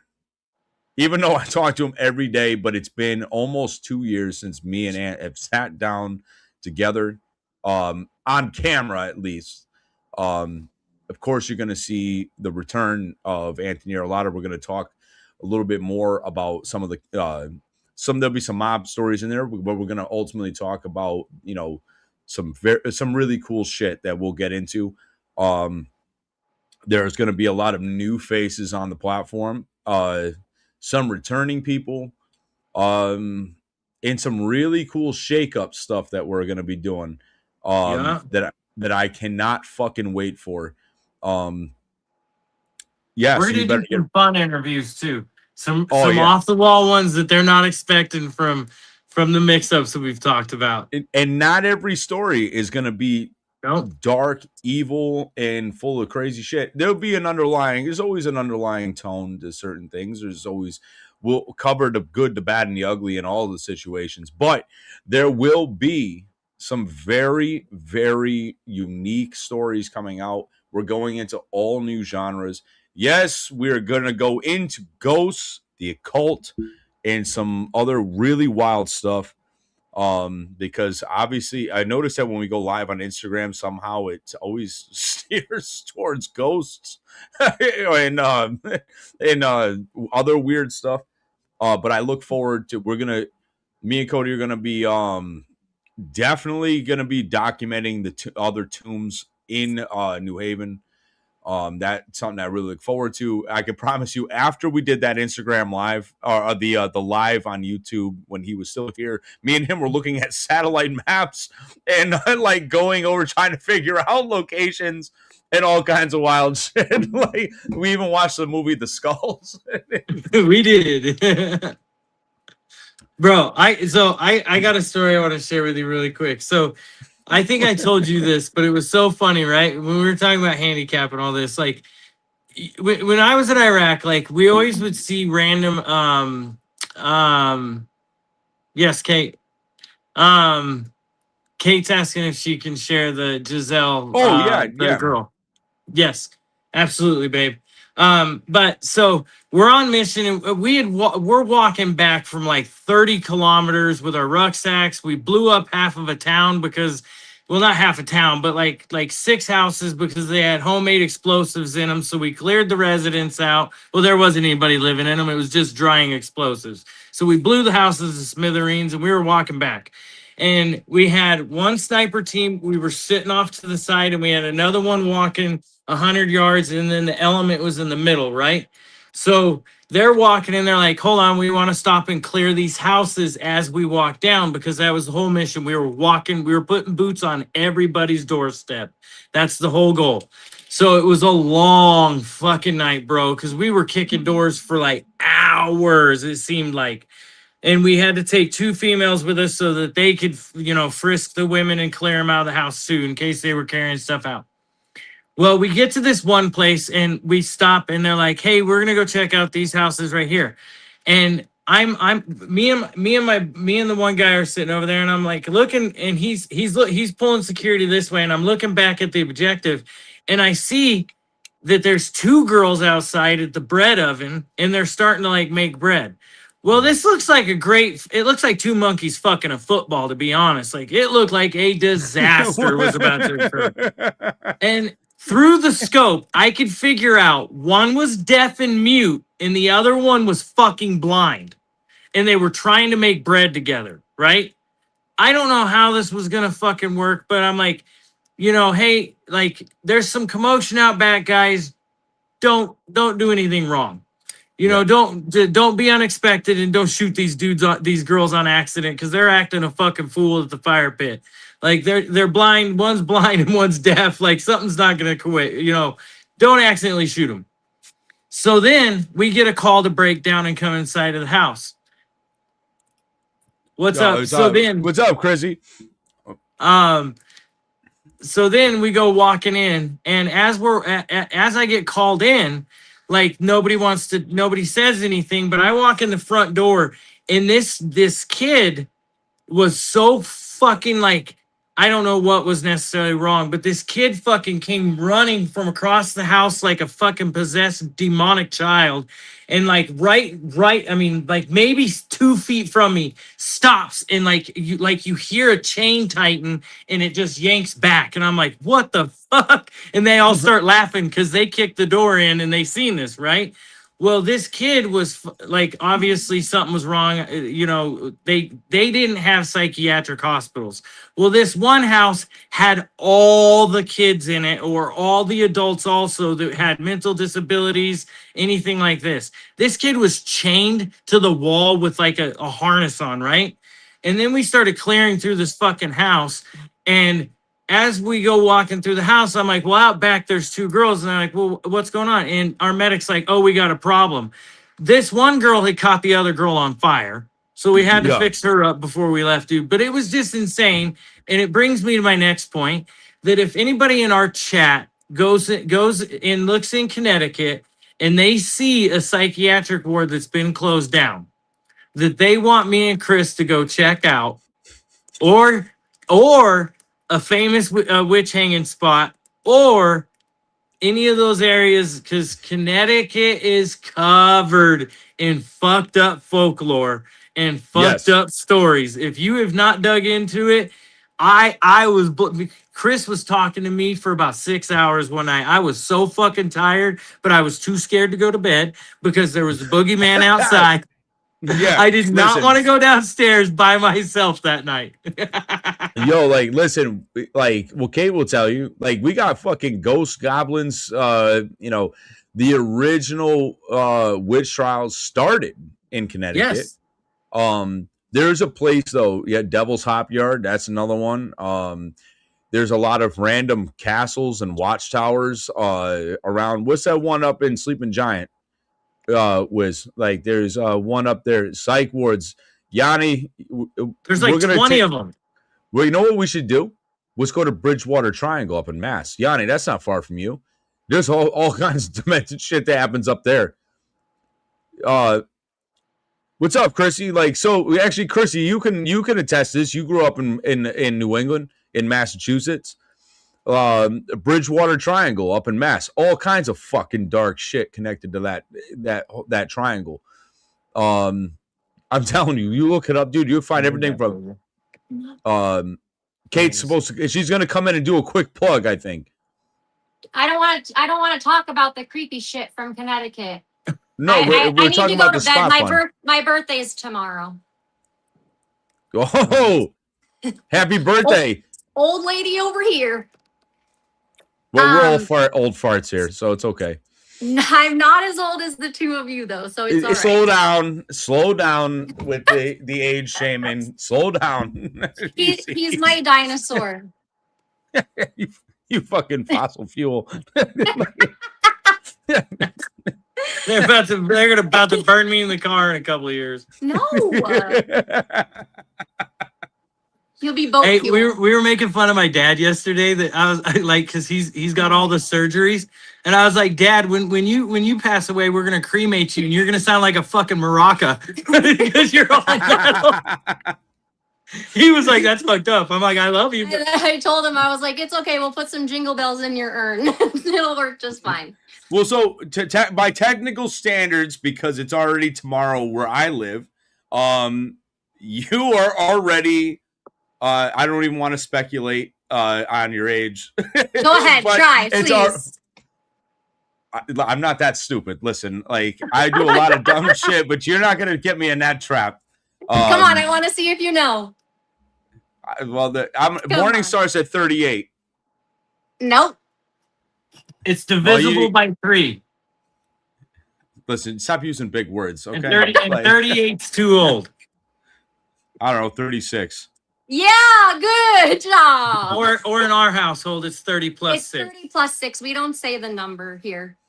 Well, you know what? She came in age shaming me, so now I have to go get my arm crutches. Kayla, get my arm crutches. No, I can't do that until we get there because we'll actually be there for your birthday. Yeah, you'll be there in like He'll be here for my wake. Like, Oh, I'm a- stop. But Yanni and the regardless, Wizards said 30. They're trying to get on our good side. Thanks, yeah, guys. quit kissing ass.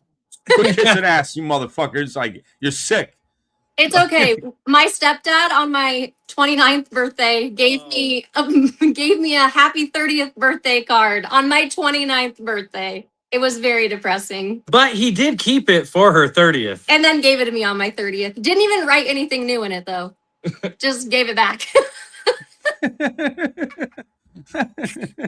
Okay. But the spot fund. Yes, I am in the middle of pressing stuff too. I don't need to burn our house down. Giselle and her mom get ready to leave. They're leaving on the 6th. They're going to nationals. Thankfully, with everything that's been donated, she will get to go. There's still a little bit left on the goal. I'm hoping that we can get a little bit closer. We are planning to close it down Monday night. That'll give me enough time to get everything shut down and transferred over to her so that she'll have the money before they leave. But I actually have an appointment with Jenny on Friday, the 3rd. And I am going to video giving it to her so that we can share that with you guys. And then Giselle also has a little video that she wants to share. I've been asking her to like get on the phone, but she cries every single time. She can't believe that this many people have shown up for her and her mom. And considering that she has 3 siblings. So they'll be on their way to Florida very soon. Please, if you can, share it. I will probably shut it down at 10 p.m. our time on Monday night. There you go. So 12 o'clock. Yeah. So 12 o'clock or Tuesday morning. 12 if you're on the East Coast. Yep. It's already Kate's birthday over here. I can hear the fireworks from New York already. They're celebrating. Oh my gosh, you're such a butt. But yeah, so donate to that. If you remember, sharing's free. If you can't, Yes, please. nobody's making an offer. You can't refuse. I got so used to doing the summer camp. I got to get my Jerry Lewis back in gear. I know. I was saying that in the shower. Like I everything I said, I was in Jerry Lewis mode, even getting a walk. Gosh, our kids are literally crying to go back. They want to go back so bad. Addison's actually thinking about going and doing 1 or 2 weeks up there next summer so that she'll have the ability to work at the camp the following year if she wants to, because she just loves being up there so much. And depending on how long you work, you get like 30, 60 or free. Like Yeah. for like when she goes, because next year we're going to let her go with the high schoolers so that she can, meet the classes older than her and then have good positive support for when she goes to high school. Instead of holding her back like we did with the Even other though kiddo. hopefully we won't be living here by then, but She'll still go. But still even though might she won't know him, but she could go for up to free, just depending on. I think it's like 2 weeks you get 30%. 60. So 1 week yeah. is 30, 2 weeks Oh, is yeah. 60. And then if you do all 3 weeks, which they don't have to be consecutive, she could go 3 different weeks throughout the entire summer for training. And then she gets it for free if she does that. Yep. So they have to be 14 in order to do that. Awesome. So Yes. I mean, I was a CIT, like a camp counselor, like one of the You the would volunteer be. one- You would Yeah. be. I was like when I was like fucking 14. I was Hey, kind I of pissed because lifeguarded I at got Treadwell told. Pool in Newtown, so it's fine. Listen, I was. I taught swimming lessons. I was at Holiday Hill. You know Well, what that is. Hey, kid. I was Like, that. I lost a tooth on the bus ride there. That was not fun. A lot of kids I lost drown half that a year. summer. What's that? I said a lot of kids drowned the year she was a lifeguard. Shut. That is not. You know how many lives I've She's a- actually saved? She's a great She's a swimmer. serial I'm killer. joking. I knew it. She's a She serial was the killer. first. Yeah, I'm fucking Jeffrey Dahmer. It's fine. Let me go get my shades. Well, he Jeffrey died Swallow. before I mean, I got a Christmas card from some of these monsters. I won't say who just yet. It's but okay. She's a great swimmer. She's a great swim teacher, though. She really is. Holiday So good Hills. that they I died? always did the talent show there. I'm just imagining these things. Every year. She did the talent show. Watch this as I make your family one less. I'm gonna toss this bitch in the pool, motherfucker. Like, oh, geez. Get the cards out. Damn it. Getting ready to throw that giant ass ring, and then she just throws over herself in hula hoops as they die. Oh, bro. Do you know I've actually saved quite a few lives, and most of them have been children, so. Well, you have to get back for the. Okay, I'm done. I love it. It's a 1-for-1. It's a 1-for-1. I was pissed, dude. I got hired at Holiday Hill. I didn't realize that it was a volunteer job, so it was like miserable. I walked in. I was just like, I'll be getting some money. Well, yeah, surprise. No. I had to fucking put up these motherfuckers, and I remember the guy I worked for was this dude Ray, and Ray got a paycheck, and I was like, are they bringing mine? He's just like. Nope. It's like he gave me a crisp high five instead. That's funny. Piece of shit. Cold-blooded. Yeah, but so yes. So stay tuned for the episode, the serial killer profile of Kate Bowden. If we'll know it's true if Cody turns up on a milk carton. That's a big milk carton. They're gonna have to release a 1-gallon milk carton finally. But all right. So now for the round of plugs. Obviously, all the bottles I have are up at the studio right now, but the official drink of choice of the Roll the Bones platform, it has and will always be the Potso Signature Blend. It's made in America, made in Maryland, drink American. But if you have a fucking drinking problem, buy yourself a copy of South End Syndicate. Anthony's all over. Like, if you need commercial financing for real estate, you can always DM me. I'll get you in touch with Ant, or you can DM Ant directly, grow a pair of balls, and do it yourself. And message him, and he has access to commercial financing. It's legitimate lenders. So the best way to invest in American infrastructure and get into business is commercial. We got good financing. You can go to Bowden Family Press for any merchandise needs. Yes, where you're also going to find the official licensed gear of the Roll the Bones podcast. Could you everybody else hear me? Or is it just it's just Cody? I can hear him. I don't know. But what else? So Bowden Family Press, you go over and subscribe. We actually been streaming on One More Mission as well. The Roll the Bones Facebook. We briefly were on the Instagram, but go over and subscribe to One More Mission. Like, comment, let's get Cody off and get that platform rolling. He's got a platform underneath our production company that is we're moving. We're making things happen. Obviously, there's new content coming in the new studio. That will be on July 2nd.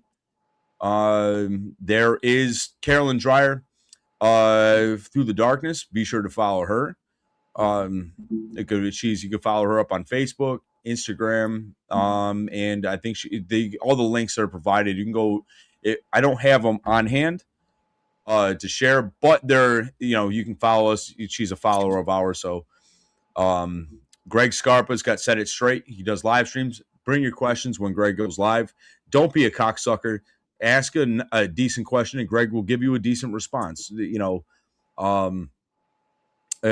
Awesome. Greg's awesome. Oh, of course. Go to AnthonyArlottaOfficial.com. It's where you can also find the Potso Signature Blend, South End Syndicate, and you get access to shit like the Kill 'Em with Success, temporary, like it's. Oh, don't forget the Rubber Boat and Jesus. And of course, Brother Jason. Head over to the AlaskanAdventureOfficial.com. You can stay up to date with everything that Brother Jay has going. If you haven't already, go over and subscribe to Money Mayhem and the Mafia with Anthony. There's going to be new content coming out over there. Follow Cody on Instagram as well. You can find him Cody.Bowden up on Instagram.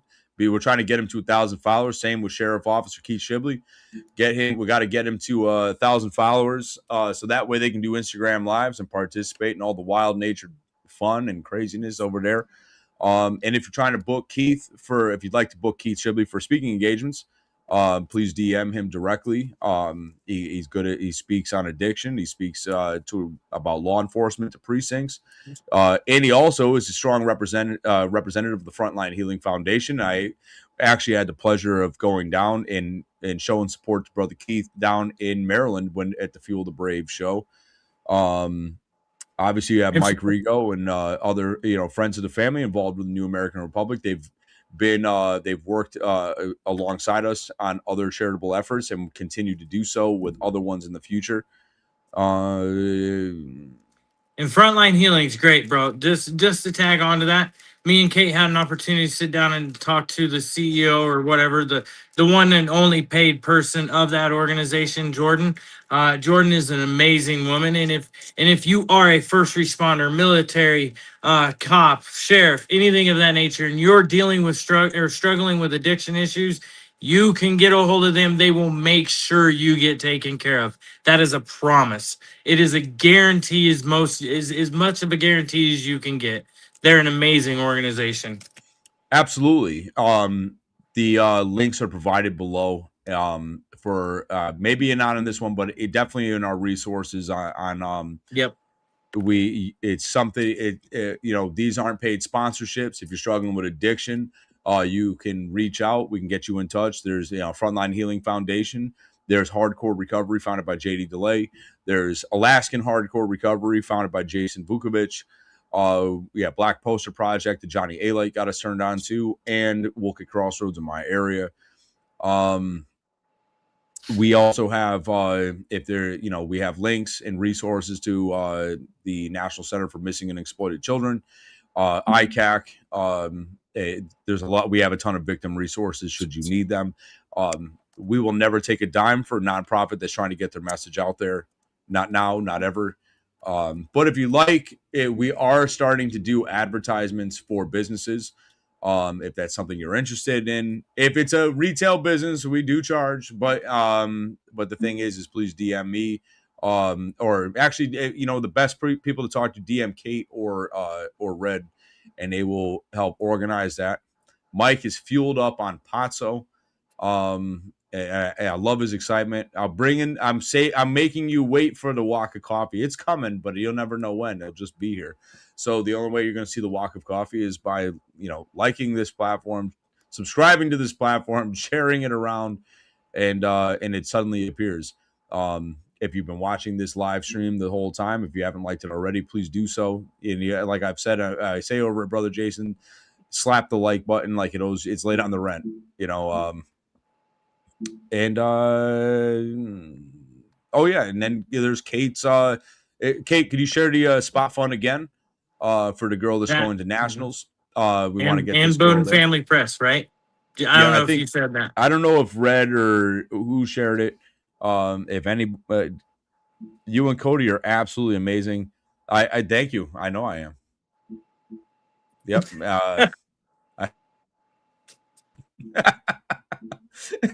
Stole that thunder, didn't you? Stolen valor right there. I love it. Stolen thunder. Nice. Doing this all day. This is the second time. Second time you did that earlier was so funny. I'm on fire, stealing all the positive affirmations for myself. I'm a greedy cocksucker like that. They're mine. They're all mine. I'm just fair warning. Kate is trying to figure out how to get me and Chris live recorded in our phone conversations, even though they would quickly get us canceled and hated by most of the world. But you would laugh your ass off on the way there. Yeah, I promise you, it would be the end of our careers, Kate. For all of us, think about it's all about longevity, Kate. Me and Chris have a special perspective on this world, and we share it similarly but differently, and it is great to share. Yes, I mean, especially it's even worse if Keith and Matt Patunas are involved. Yes. Um, But again, but hey, yeah, really quick. Really quick. Two things. I challenge you, and me and Chris both challenge you. It's not just my challenge. It is Chris's originally, but it is our challenge to commit a random act of kindness, to reach out, to help somebody be something different in somebody's life in a positive way. And if you are struggling with anything, I don't care if it's sadness or addiction, if it is something that you can't figure out how to get through, please reach out to one of us. We will do our best to get back to you in a timely manner. Understand that we do got a lot going on. So if it isn't immediate, it's not on purpose and we're not neglecting you. But if you're struggling and you feel like you're alone and you have nobody to talk to and you feel like it's that bad, yes, and you know what I mean by saying that, if yep. you feel like you are on the verge of self-harm, please reach out, because at the end of the day, you are worth love and you are worth being here too, no matter who you are. Minus some people, I'm not going to mention who they are. Like the ones that, if I That harm children and women. If you harm all women right. and children, fuck you. Yeah, for sure. You know what? And me and Cody, I strongly advise go back and watch the Light from Darkness live that me and Cody did mid-April during No More Mercy. It was an open challenge that we started back then. And I would like to see, I want to hear more stories about how you are positively affecting somebody else. It doesn't always have to be transactional. It doesn't have to be money. Fireworks. I don't know why. What? Somebody's shooting off fireworks. Where? Sorry. Here. Oh, Not I wonder there. who it could be. I wonder who it can be. Trying to disrupt the live with loud noise. You failed. He's probably trying to get me arrested.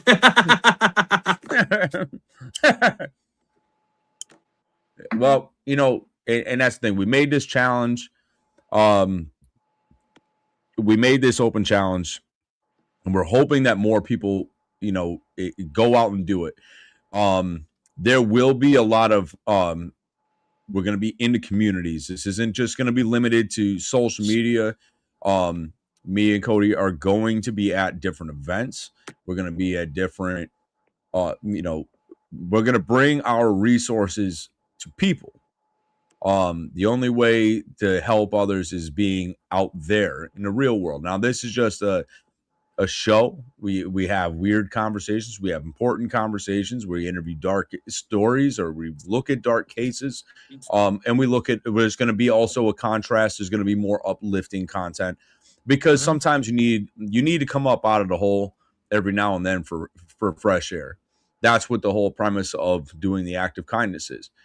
I want to have that thing. If sometimes it's just, sitting and talking with somebody, even, not everything has to be about money. You'll know what the right move to do is in that moment. Chris, I think you said it best earlier, and I'm going to share this part of our phone call because it was an epic statement you made to me, and it made me really think about this. And I'm going to go back to the sick puppies. No, the sick puppies free hugs campaign, right? Yeah. Like, if you think about it, there's people out there that are in homeless camps, that are in situations that are so fucking shitty. When was the last time they got a hug, bro? And it really made me think about that, like, that some people are so detached from life or from having somebody that cares about them, that when was the last time they got a hug that mattered, Yeah. Like, my wife hugs me all the time, and my wife, gives me love and kisses all the time, and I'm blessed to get that, right? But, like, there's some people out there that's been years since they've even touched somebody, much less got a hug. 100%, dude. There's some organizations out here that I want to link up with. There's a woman, I'm not going to say who it is just yet.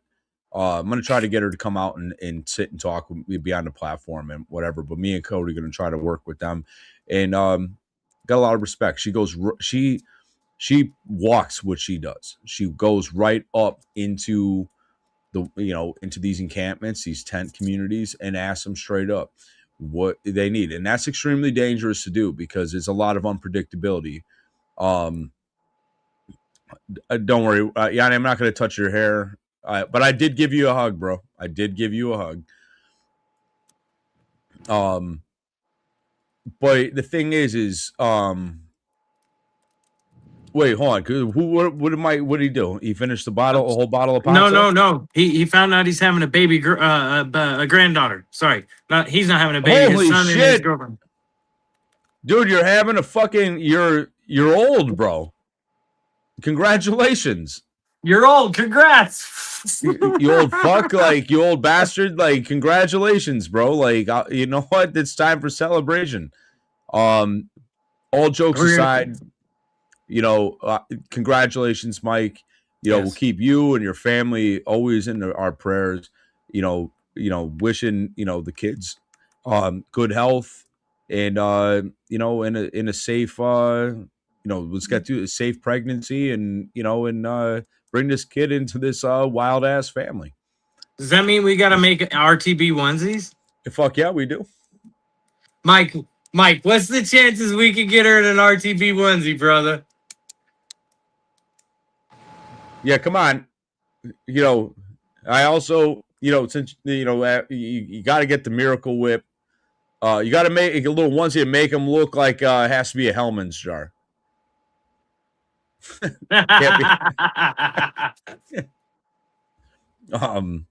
I have to get used to being called that. We'll keep it. RTB onesies would be awesome.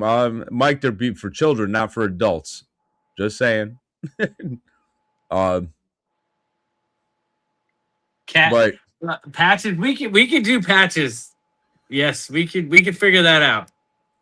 We got to get. I still owe Guar. I got to give the kid a Miracle Whip plushie. Yanni. Hey, I'm not just practicing. Kate's over here still busting my ass. We're gonna give Cody an intervention when he's out here. Yanni, you'll have to come down. We're gonna sit. We're gonna sit him down, and we're gonna make him dump out a bottle of Miracle Whip. We're gonna Shame will ring the bell as he's putting it on his sandwich. Shame.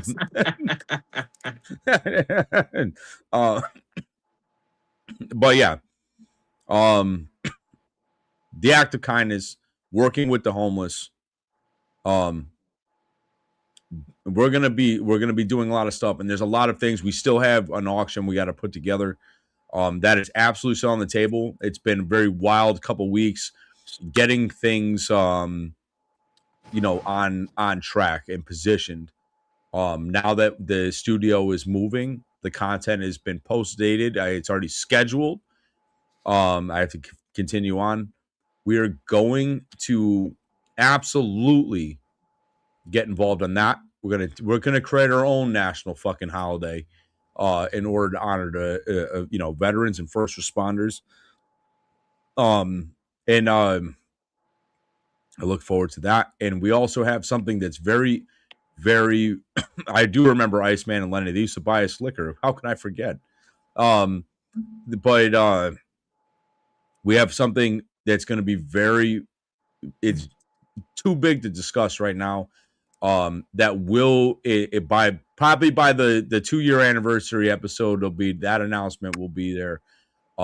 It's going to be extremely ambitious, and it's if you know. It's I will not breach that wall at all. It's way too intricate. But the thing is that this year is going to be full of new challenges, there's going to be a lot of positive things, negative things. Life is going to do what it does. But if you're a fucking troll fucking around with this family, you know what the old saying says, if you mess with the bull, you get the penis. So like, we learned tonight, if you're a lifeguard, you don't let the children drown and hula hoop while watching them go under. You're supposed to save lives, not take them. And donate to the Spot Fund. You want to close us out, and then I'll hit end stream. If you can't, share it. But again, like we said, random acts of kindness. You never know what kind of love you could give somebody that would change their day and make their day a better day, because we live in a shitty fucking world with shitty fucking people. Be a brighter light. Be a better reason in this world. Have a good night, people.